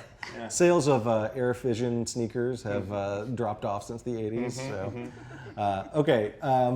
So yeah, if you wanted to basically find some places in the city that have like high amounts of ambient radiation, that's something you totally do. I'm going to tag along with that because I would love Great. to find the source. Okay. So tell me how you're going to go about this. You know what? I'll actually invent something to do this. I'm gonna take one of these devices and I'm going to take one of my sensor drones and kind of hook the two together and get like a floating mobile probe. Yeah. And Okay. send that around the city to That's see great. if it can Okay. find any source here. So you're going to work with him, Atomic Bombshell, to basically put this together based on what you learned as well? Yep. Right? Okay, cool. So go ahead and give me a roll for invent something. Go ahead and give yourself 2 advantage dice because Atomic Bombshell has already done some research and is helping you. 83. I was really helpful, Wow. by the way. Just a touch over and none of the boons. All right, so you are, you send your drone out into the city and it works, right? It's picking things up, but you're not really, maybe you started in the wrong place. Maybe the search pattern, the search algorithm you created was inefficient, but it takes a really long time before you get a hit. But when you get a hit, it's a big hit. Basically, your drone is going around, and then all of a sudden, its sensors start to basically scream warnings at you, right? And you realize that it's picking up a sudden and massive surge of radiation coming from the nuclear power plant that was built just outside the city a few years why back. didn't we right? start there? Well, it's like ambient radiation, not really a thing. Like it's very tightly controlled there, right? Like what he was sensing was like dangerous levels of ambient radiation, right? Okay. So it looks like you weren't able to find like where these snakemen were created originally, but something has just happened. Like while you guys are out searching, and you're a couple miles away from the power plant when it goes off, but the sensors are able to pinpoint the location, and it turns out that like there's a massive surge of like radiation coming from that power plant that should not be coming from it. I think we should go pay them a visit. Yeah, doesn't hurt me. I have no flesh or bone. You're an old man. Are you comfortable coming along All right. with all this radiation? So you guys are heading to the power plant? Yeah. Okay, great. So are you going to atomize and teleport? I think I You're want gonna to stick go with as a them? group. Okay, yeah. all right. So taking the fission copter? Okay, great. Which we'd like to retrofit with some of this metal to help keep it aloft and reduce. Sure, yeah. I mean, like she's been experimenting for so long that you're just like, all right, well, let's just bolt like this toaster and this metal desk and everything, like stick it on there. And like, Helicopter fuel's expensive. yeah, it I absolutely mean, we is. have all this radiation Yeah. that we can do whatever we want with. Like your fuel efficiency rating goes way up. Let's just put it that way, right? Okay. Eco-friendly Radiation helicopter. rating. Yeah, absolutely. All right. So when we arrive, you're arriving right into a conflict, right? So as the fission copter approaches, you can see smoke is pouring out of the facility from places that smoke should not be pouring out of the facility. You can see that there's heavy damage all over the place. Like there's entire buildings that have collapsed sort of on the outer edges of the power plant.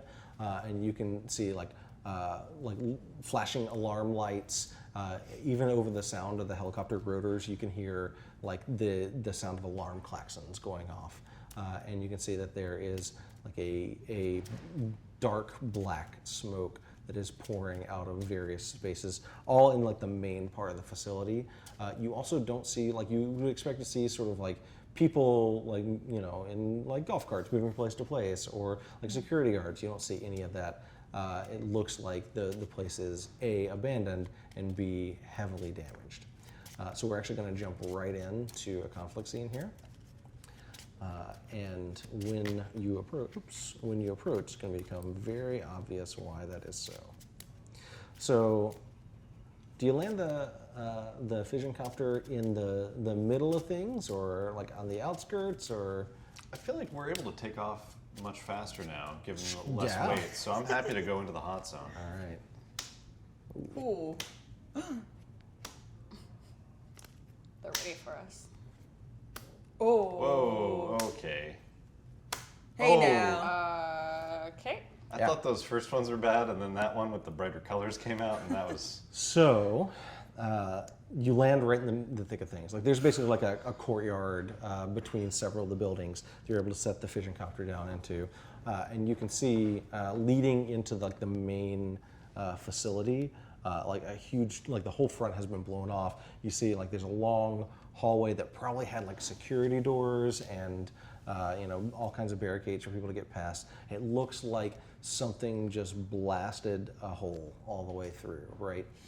And as you like sort of jump out, you run inside the facility and you get into what looked like it was probably a like control room that was overlooking a place where like the nuclear fuel rods are stored, or maybe decontaminated or something. Like this is, you know, it's a futuristic power plant, so it's probably far more efficient and less pollutant than you know, modern like built in the 50s nuclear power plants are, right? But you can basically see like you're in this control room that's pretty big. It's probably, you know, 30 feet deep and probably 50, 60 feet wide, full of all kinds of computers overlooking the fuel rod storage area.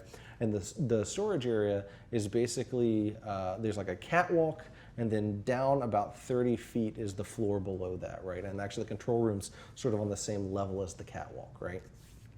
Down about 30 feet is the floor, and there are these huge circular vats that look to be where the fuel rods are being cooled or stored. They're basically submerged in liquid that you can see is sort of roiling.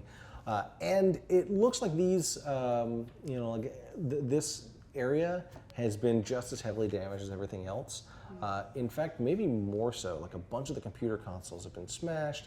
You can see some of the like where probably like exhaust pipes coming out of things have been like ripped open, and there's kind of an oily smoke filling the room. You can actually sense a fair amount of radiation inside that smoke, Yeah. right? So like it might be coming from like the reactor itself, and it's a madhouse in here, and you can see Was not all only the damage done by radiation? no, Or is- no. okay. In fact, almost none of it looks like it Oh, was, okay. right? It looks like basically just a combination of maybe conventional explosives and like weapons fire and things like that. Okay. The big, like the blast down the hallway that looks like it took out a lot of like the security barriers, that looks a little bit different. It looks like all of the metal doors and everything were like ripped upward from the ground. But you're sort of approaching, and you get into the control room, and like as you're approaching the control room, like normally there'd be like a narrow hallway that goes to a security door that lets you in here. That's all blasted out. So you guys are actually kind of running down a wide hallway that was, now it's wide, right? And as you approach that control room and can see down into the fuel rod storage area, you see that there are more of these snake men here, right? There are 5 of them in the control room, and they are just like ripping at the computers. You can see that out in the fuel rod storage and decontamination area, there is another snake man, but this one looks different. Unlike these snake men who look like these sort of hybrids, this guy looks like actually mostly human, right? He like has a human face and everything, but his body is sort of like partially twisted into snake-like form. So like from his like right shoulder all down his arm is all scales, but his left arm is totally normal human, right? And he has the big like cobra wings that come back from his head and down like to his shoulders, but he has like a normal human face. And you can see he's actually got like big goggles on his face, and he's wearing what looks like a shredded like lab coat over like like pants and everything, but you can see like those scales like come across like halfway across his chest. You can see like his teeth are actually like long fangs that like overhang his lower jaw, right? And you get a glimpse of him. He is overseeing a group of hostages that are being held out on the catwalk, and he is basically like standing over them, watching them, shouting orders to the snake men that are in the control room. And on top of that, periodically, he basically pulls a device off of his belt, and like you see, he pulls it up, he looks at it, and he like clicks something, and there's a like a concussion, something else gets detonated. Also, let's see here. All right, so Professor Fission, I'd like for you to give me a roll for your hyperintelligence, please. It's Perfect. 18. Also, you can see that out on the catwalk, and you actually just kind of catch a glimpse out of it, out on the catwalk is a device. And this device looks a lot like what the interior of the devices that Atomic Bombshell was experimenting with. Looks like that on a much larger scale. I mean, this thing is probably like 10 feet tall, bigger, like very large around, and you can see it is thrumming with energy, and like every now and then there's like a pulse that goes off of it, and like spreads outward, right? And it kind of washes over all of you as you're running down the hallway, and like I'm sure like you probably have like dog tags or something like that. When that pulse washes off of you, washes over you, you feel your dog tags start to lift up. Starts converting metal somewhere in here. Yes. So you've got a villain out in the catwalk area. You have a bunch of minions in the control room. The villain is looking over a group of hostages and appears to be trying to, or periodically causing damage to the facility with like planted explosives. But he's doing it in a kind of careful way. You suspect it's probably because he doesn't want to collapse the whole damn thing down, but looks like he's probably trying to trigger a meltdown, like a complete meltdown here. And it looks like that device out in the middle is absorbing the energy. And how many hostages? You can see that there are about a dozen hostages. Oh, wow. They're kind of separated into two groups. They appear to be like tied up, right? And they're sort of separated into two groups where there are intersections on the catwalk, just like they wouldn't all fit in one place, right? And he's kind of standing on the catwalk between those two groups. Okay. You come running down the hall, the blast of energy hits you, you feel your dog tags lift up, and as soon as you get close to the control room, the snake men basically turn towards you. And you can see like they've been ripping out the control panels. They actually also have guns this time, right? And they turn and they start firing at you. So let's see here. Atomic Bombshell, you're the tank. You're probably in front, right? Yeah. Yeah, okay. So they actually open up with a hail of gunfire towards you.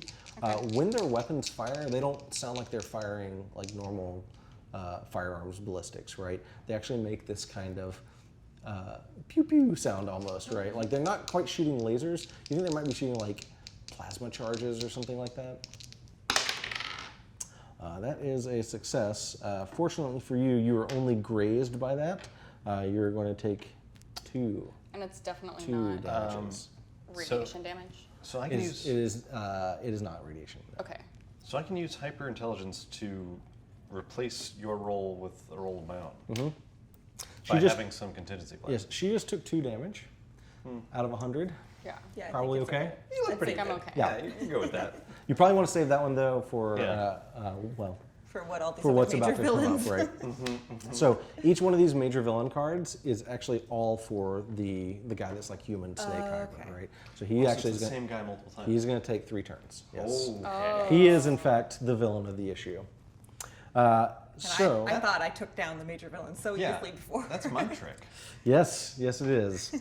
All right, so he is going to click the device that he's holding again and try and trigger another explosive. He does. The building is rocked by another explosion, and everything sort of like shudders. You feel a surge of radiation basically burst out from the reactor and get sucked up by that big device. So like you guys actually aren't in any danger of like radiation poisoning or anything, because it seems like the device is absorbing all of the radiation from the meltdown. I can't be harmed by radiation, by the way. Right, great. If that's ever relevant. It is definitely relevant. Okay. Do you want to overload that thing? Do we want to overload that I don't thing? think so. No. No. With a dozen hostages and us in the I building? think that's a real bad idea. I think that's what they're trying to do, isn't it? Yep. Well, I mean, we've determined that it can be overloaded in our research.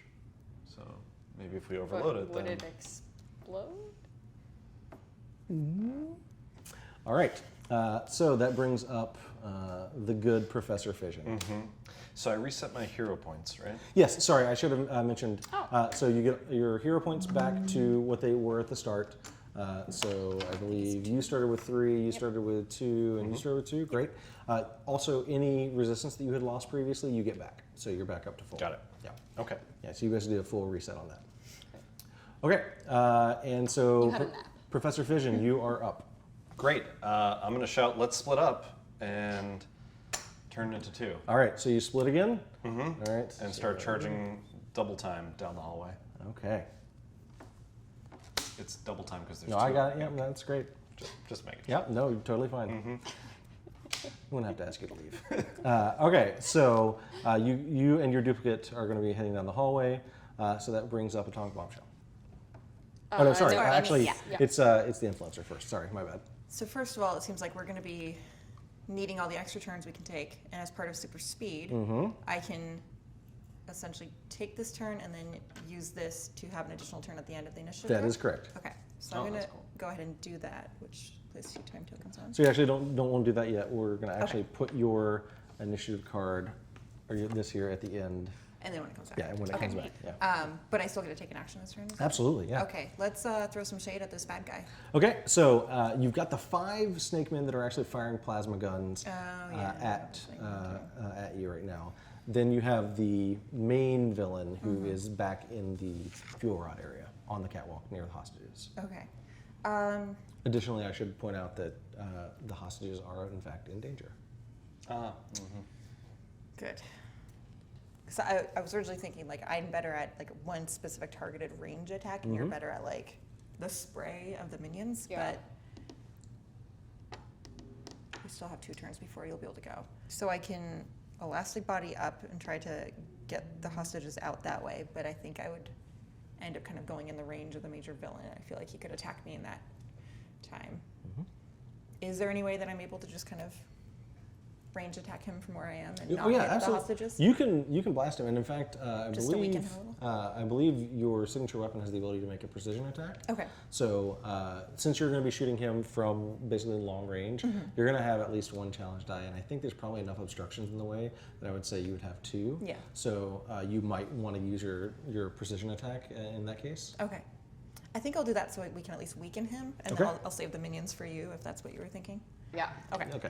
All right. So you're going to go ahead and make an attack with 2 challenge dice. Oh, yeah. Ooh, 64. All right. So 64. And You one. do have a drawback. Do you want to make it a precision attack to cancel that drawback? Yes. Okay, go ahead and you put 2 time tokens on there. Excellent. All right, so 64, that's pretty good. So you're gonna do 64 damage to him. So you're hitting him with a blast of shade. Why don't you describe what that looks like? Because he's like through the control room, back on these catwalks between 2 groups of hostages. You're kind of having to really thread the needle with this shot here. Yeah, so I feel like I'm starting to get a little elastic with my elastic body here, and Okay. I kind of move up to where he is with the catwalk. I throw the shade. It comes out almost like a giant black smoky blanket. Okay. So it covers him over and kind of provides this shield around him, so he can't see the hostages super well. Got it. Okay. And he's in this kind of pressure and darkness. Okay, great. Excellent. All right, so that was your turn. So now the villain is going to go again. So he sees you all approaching.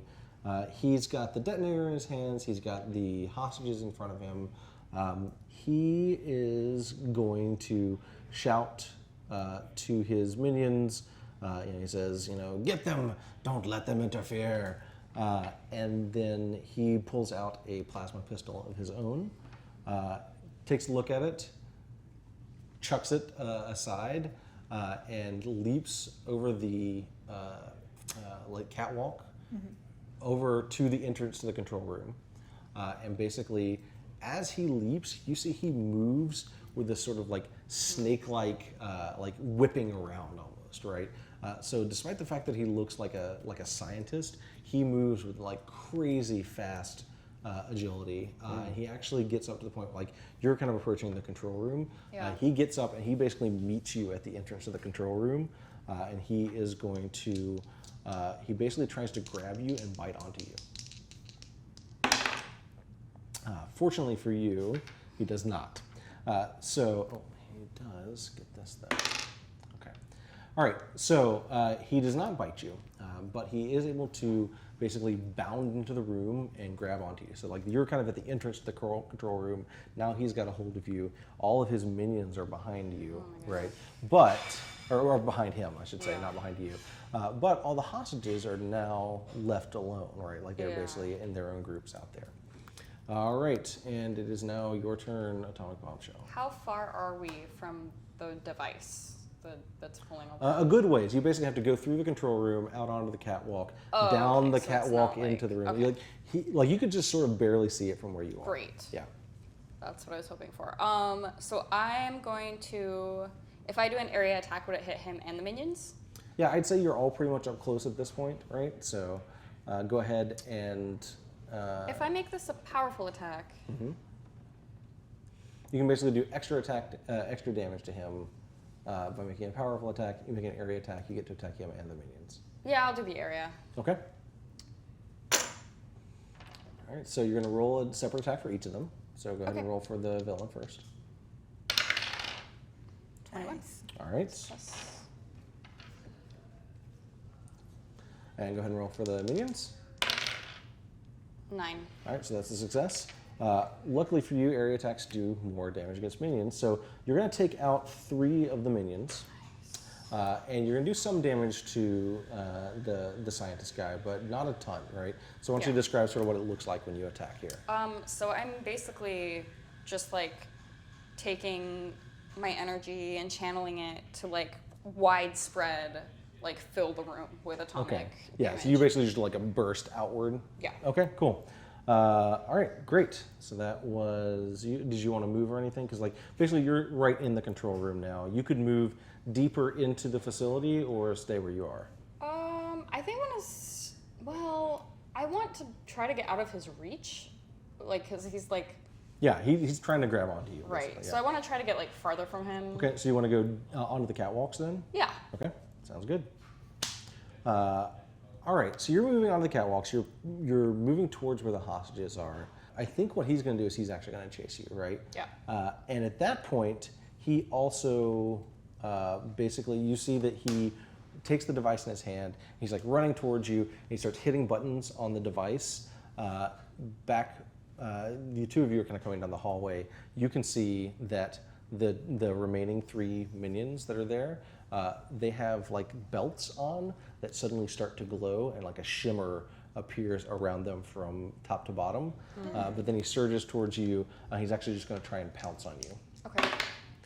That's going to be a success. So you're going to take 60 damage. That's 6. I'm going to reduce it by 20.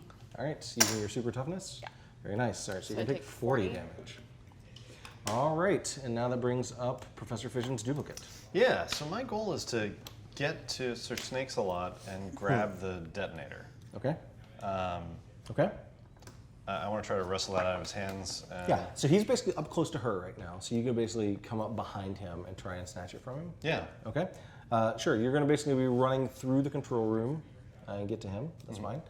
So what are you going to use to take it out of his hand? Am I able to use toughness for that, or would it still be just an anything else kind of thing? I think it'd either be anything else, or maybe you could use hyperintelligence if you want to describe a way that you're sort of approaching him tactically. Okay. As I'm approaching, I will toss out something from my pocket to try to make a distraction off to the side to make him think I'm approaching from a different direction so that I Yeah. can kind of get the jump on him. Yeah. I'll just toss my wallet out. Oh, your wallet? Yeah. Okay. Okay, sure.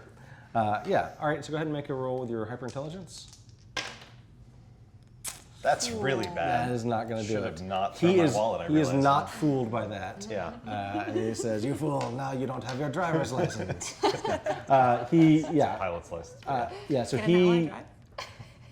he's like does not react to your wallet at all. And in fact, as soon as you come up and you try and grab it out of his hand, he whips around like just absolutely lightning fast, and you just like grab thin air. Okay. Your duplicate, I should say. All right. So influencer. Yeah. So we've got 3 minions. We still have the big bad guy. I think I just want to keep going at the big bad guy, trying to get down his HP. That would Okay. be great. All right. So are you going to use your elastic body? So Because your signature weapon is currently okay, so I can't occupied. even use the basic. That's right. Yep. Okay. Oh, that's good to know, actually. And so you're still kind of back on the in the hallway side of the facility or of Yeah. the control room. And we do still have the hostages, but it sounds like everybody's up on the catwalk right now. Is that correct? So Atomic Bombshell and Professor Fission and the main villain are there, right? As are the hostages. The hostages are there. The Snake Men are still in the control room. Okay. The other Snake Men. Yeah. Is it possible to use my elastic body to kind of go around and hit all of the snake men? Sure. Yeah, absolutely. Okay, let's try that. All right. So you're basically going to stretch your limbs out and try and hit them? Yep. Okay, sounds good. Go ahead and give me a roll for that. Would anybody like to perform a teamwork maneuver with her? You can always spend a hero point to help her in some way. Yeah, absolutely. I guess I'll try to pinpoint radiation on folks as I see them stumble from her attacks or something. Great. So you're going to get two advantage dice from her. You're also going to get 2 challenge dice. So you begin firing your radiation blasts out, and it's hitting them, but it's causing them to stagger, right? It's not damaging them. And in fact, it's bouncing off of those shields, Okay. right? So I rolled real bad. So that's a failure and 2 drawbacks, Yeah. right? Okay. So you're, unfortunately you can't even spend hero points to increase your chance of success in this case. All right, so she blasts her, Atomic Bombshell blasts her atomic energy out, hits these snake men who stagger under the weight of the blast but don't seem to be damaged, and they basically stagger at the exact moment that you're stretching out to hit them. So you kind of just whiff, and you miss in a bunch of different directions. Additionally, your fist is flying out to strike a guy who was standing next to a console. He falls out of the way, and your fist plunges into the console, and you actually get an electric shock. Oh, no. You're going to take 20 damage. No. Your one weakness, more computers. Right. More the Killed by my fragmented own kind. electrical stuff. Yeah. I was worried you were going to get tangled. All right. So you get that. Like an identity also, crisis. since you actually just took a turn, you would have removed one of these. Oh, yeah. I'll use that So for this it'll one. go right there on your super speed. All right, and that is the end of the round. Good job, guys. All right, so we still have 3 snake men in the control room. We have 2 groups of hostages on the catwalk. We have the villain on the catwalk along with Atomic Bombshell and Professor Fission.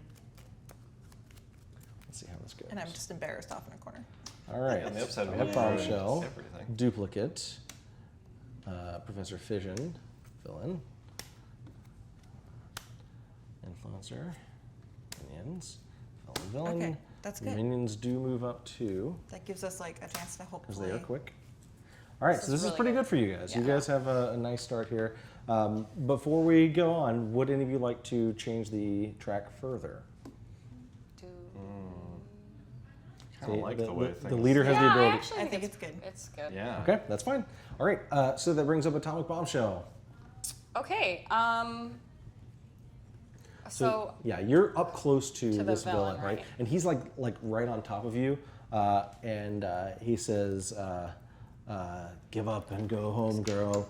This is no place for you. You cannot stand against Dr. Cobra." So I'm gonna try to do. And Dr. Cobra is in like big, scary letters in the word balloon. So I'm downstairs just laughing at his name. I'm gonna do a direct. your energy. grandfather's name is Professor Fission. Dr. Cobra is just fine. I earned this title. Didn't go to 8 years of Cobra medical school for nothing. They called Mr. Cobra. Mr. Cobra's my father. Yeah, that's right. All right, sorry. I'm gonna do a Bombshell. direct energy blast. Okay. At him. Okay. So because you're up close to him, Yeah. you can basically make melee attacks, right? Yeah. And melee attacks, you always get an advantage die on for being up close. Basically, like you're up close, it's easier to hit them. So if you want, you can still use your energy blast, but you're basically like putting hands on him and Yeah. blasting. I'm trying to like directly touch his chest and Yeah. like just shoot energy. Cool. So here's so you're gonna get one advantage on that. Here's a question: are your energy blasts atomic energy? Yes. Great. You have 2 challenge dice. Okay. Cool. I mean, no. Is it too late to change your answer? All right. So I got 33 with 1 boon and 1 Drawback. Yeah. Drawback. So the boon and the drawback cancel each other. Okay. Yeah. So then. So 33. Yeah. Okay, so you deal 33 damage. All right. Right into his heart. Yeah, right into his actual heart, yes. So yeah, you blast him with energy.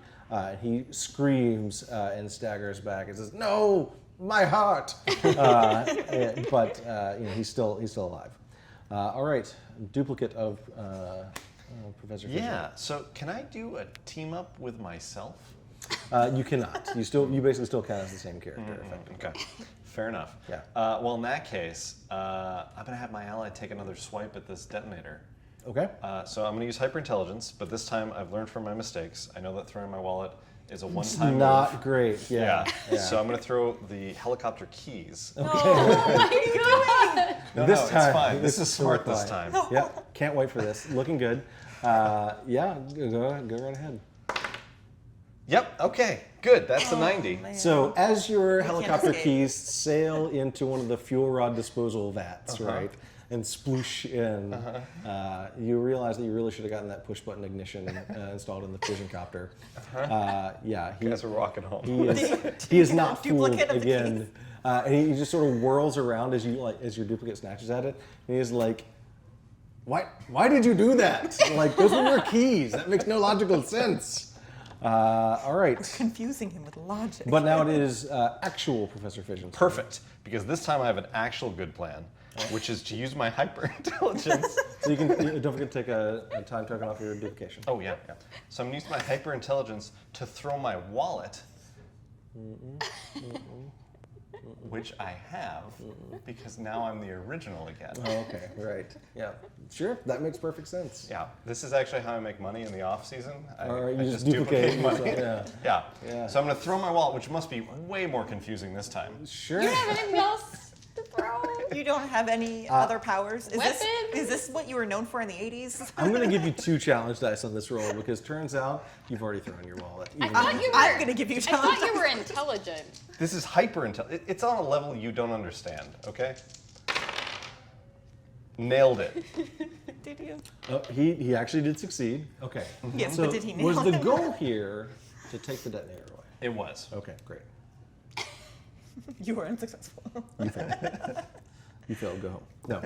Okay, so you throw your wallet a second time, and not realizing that you had a second wallet. Obviously, was the edge that you needed, right? So you actually, I mean, because you and your duplicate are right up on top of him, both of you are trying to snatch it. You just sort of overwhelm his natural agility, right? And like he doesn't know what direction you're coming from. You manage to get your hands on the detonator and snatch it away from him. And you see that it's not just a detonator; it's actually like a little handheld like device control. It looks like it controls a lot of different things. You see there's a lot of different switches to, and it probably actually also has some controls for the main converter device as well. This actually works great because hyperintelligence specifically says you have a superhuman mind and are always thinking 2 steps ahead of everyone else. Right, so you were thinking Third time's a charm. thinking 2 wallets ahead of everyone else, right? Yeah. Okay. So snake men. So you were attacking those snake men. I was attempting to attack. You were attempting to attack them. They are going to turn back to you and basically counterattack. This time, the 3 that are remaining try and swarm you, and they are going to try. You see that they're trying to sink their fangs into you. Okay. So they're actually making a melee attack against you because you're up close to them.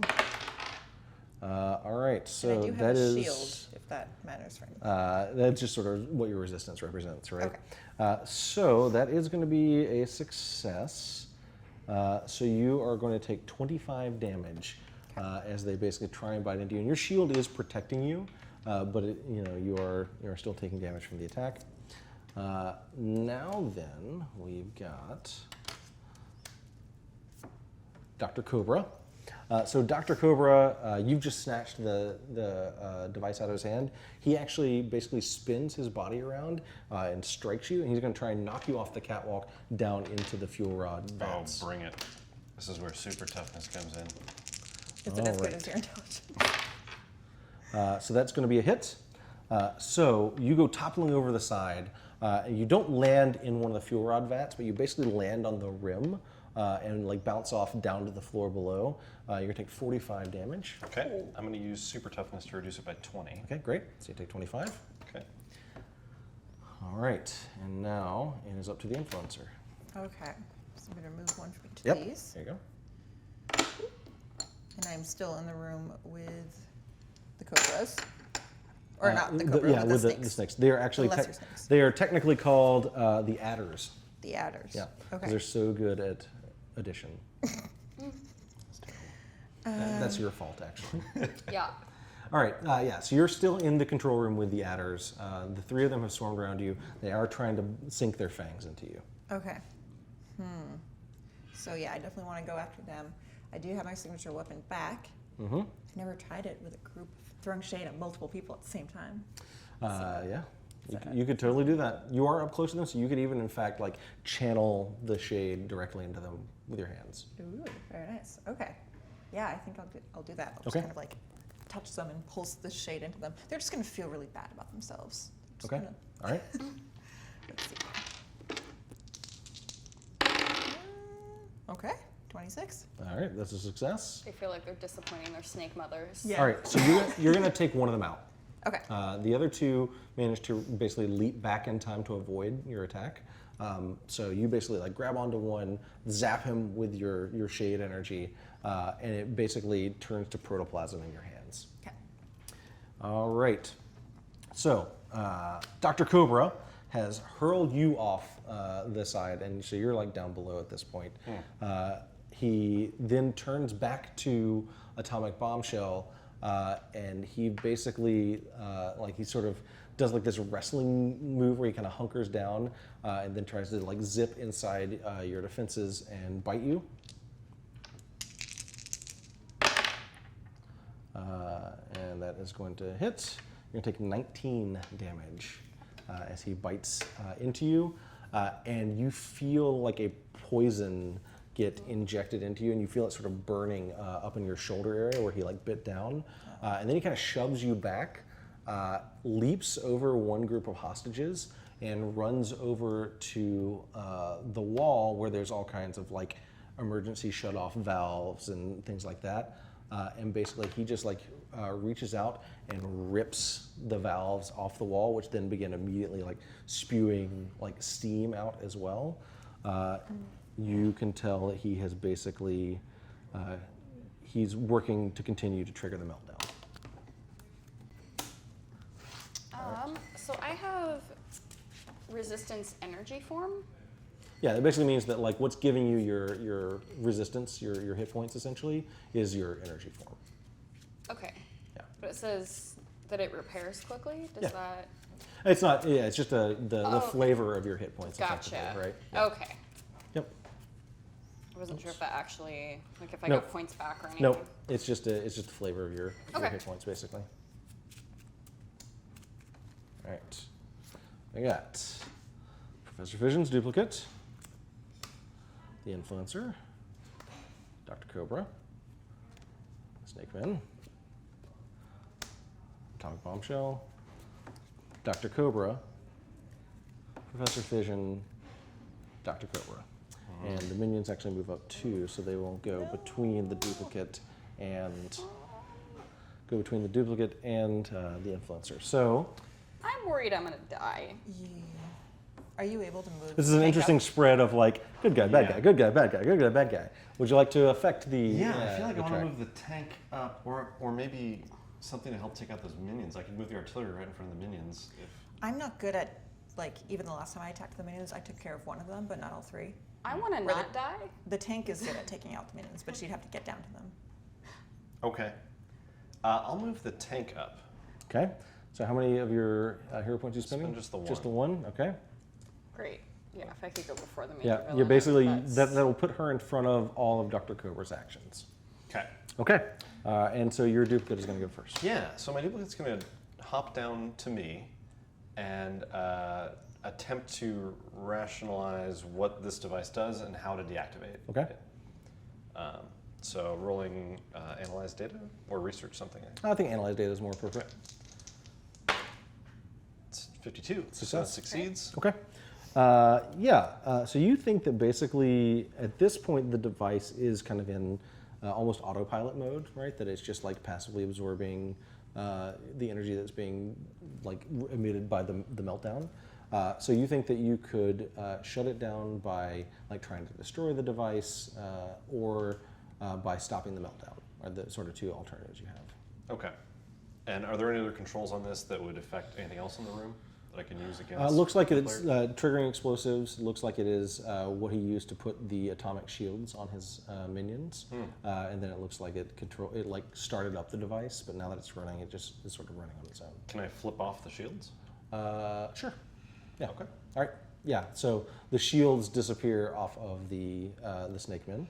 Great. Speaking of the snake men, they are now up. So they are continuing to. There's Yeah. only 2 of them left. They're still going to try and bite you. All right, so that is a success. In this case, you're only going to take 10 damage, though, Okay. from the bite. All right, and it is your turn, Influencer. Okay, well, first I'm going to take this off, and Yep. I think I'm going to try to Go ahead and put that super on the speed end. my- Yep. yeah. All right, sounds good. If I am still alive and the Yeah. villain is still alive, Yeah, it should be we'll fine. see. See what's going on there. Signature weapon didn't work so well for 2. Elastic body didn't work so well for 2, but I might try it again. Okay. I think I'll try to just do like a double punch. All right, Last sounds one. good. Would anyone like to do anything to help her? Maybe a teamwork maneuver?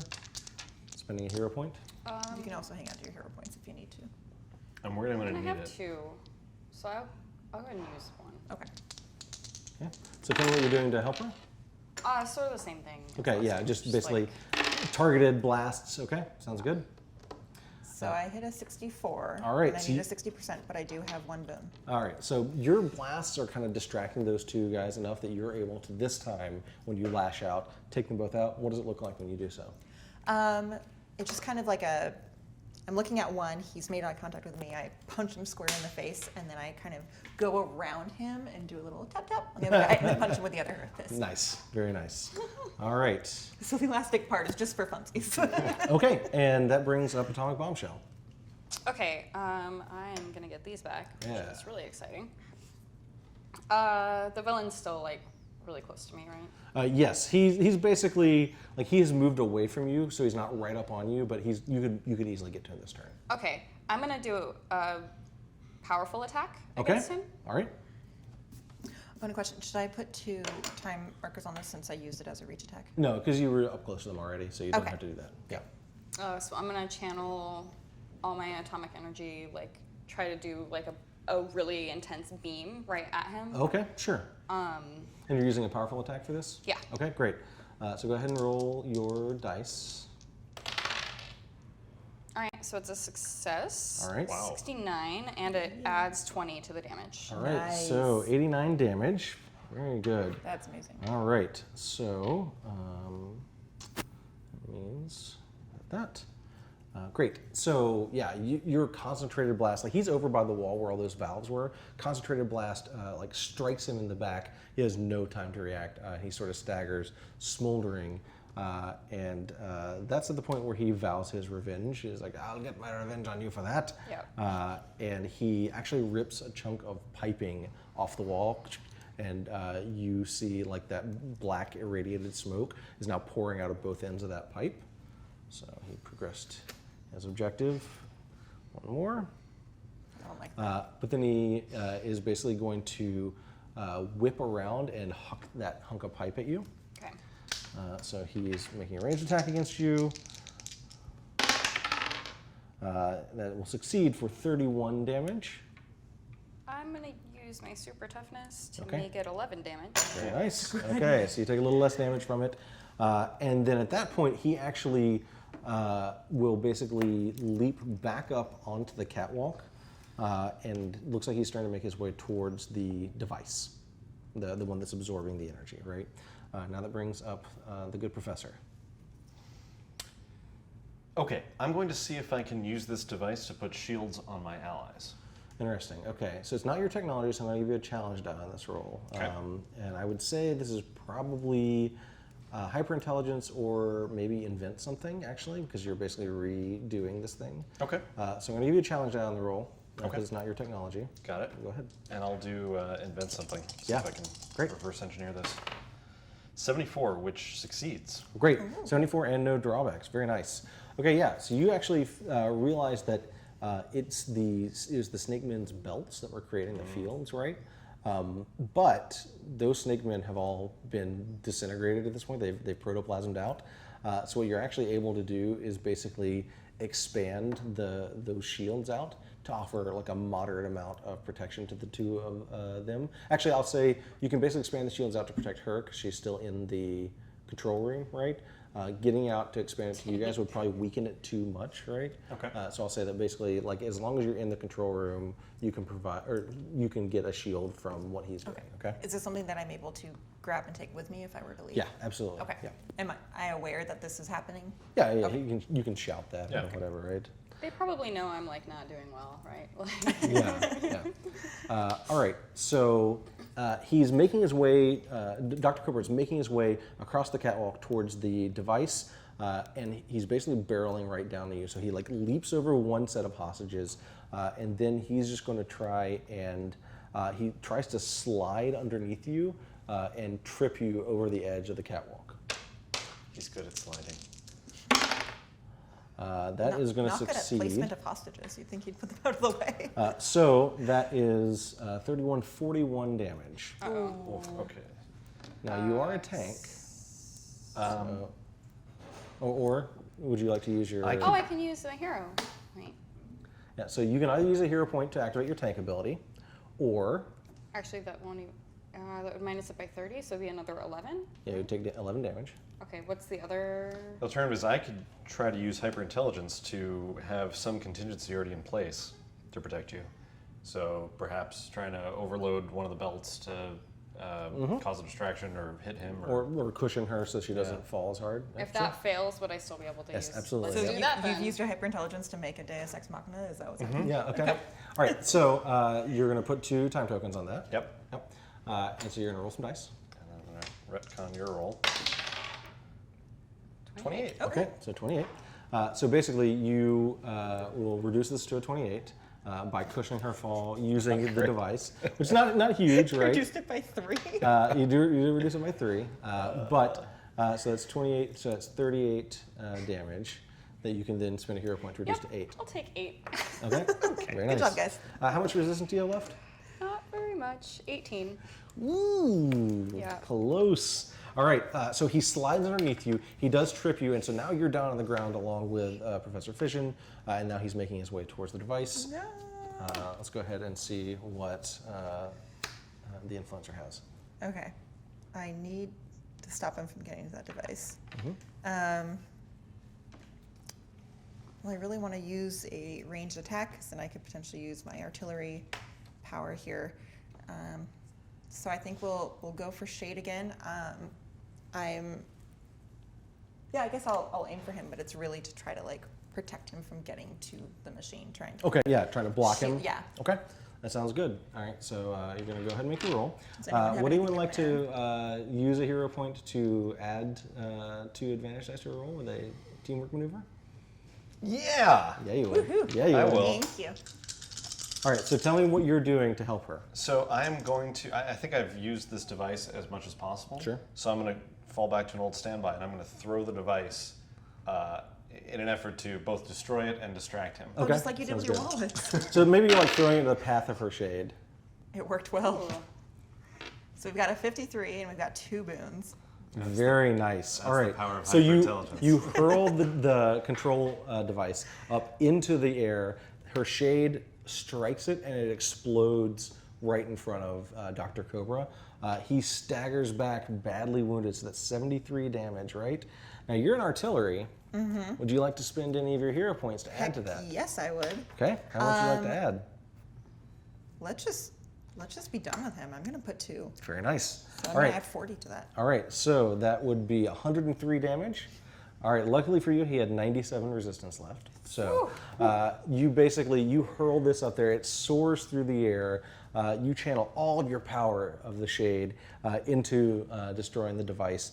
It explodes like right in front of him, blasts him back over onto the catwalk. He lands like right between the 2 groups of hostages. Oh, good. Not on them. harming Right? And he's just like smoldering where he's hit. You can tell he's not dead. He's just like, So much my shade. cobra skin.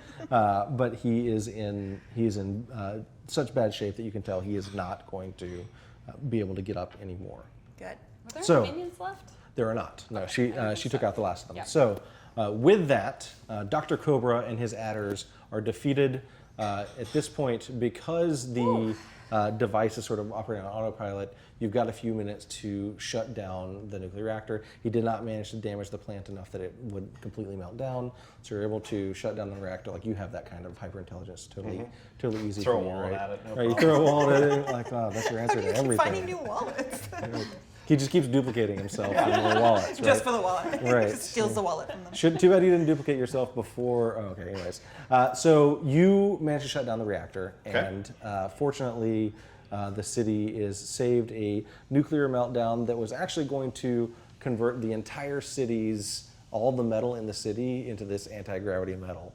It would have been a sky city. Yes. So, wrapping up a little bit. So you've succeeded in saving the day once more, proving yourselves heroes worthy of the media's adoration, the people's not indifference, but wary respect, and perhaps the government's cynicism. So to wrap up a few things here, you were pretty tightly engaged with Dr. Cobra the whole time, right? So I'm going to say that one of the things that comes out of this is as you're cleaning up and he's sort of being taken away, he vows his revenge, right? And he says, I'll never forget what you've done to me here, especially you, atomic bombshell. So if we were playing a campaign, you would get what is known as a lasting repercussion. And this lasting repercussion is something you write down on your sheet, and it is Nemesis Dr. Cobra. So in the future, if you were to deal with Dr. Cobra, he would have certain different mechanics when dealing with you, right? Or certain scenarios to deal with that. So you get Dr. Cobra as your nemesis, or rather, you are his nemesis, I should say. Additionally, so when you are basically turning him over to the authorities, you are approached by not the police and not like the FBI, but rather by a government agency that is specifically designed to deal with superhero threats. So what we're going to do now is here at the end, we are going to create that government agency. So this is what I call a setting element. This is something that is now a permanent part of this fantastic 2020s high-tech version of Seattle, right? So this is basically, we're creating our equivalent of like SHIELD or Checkmate.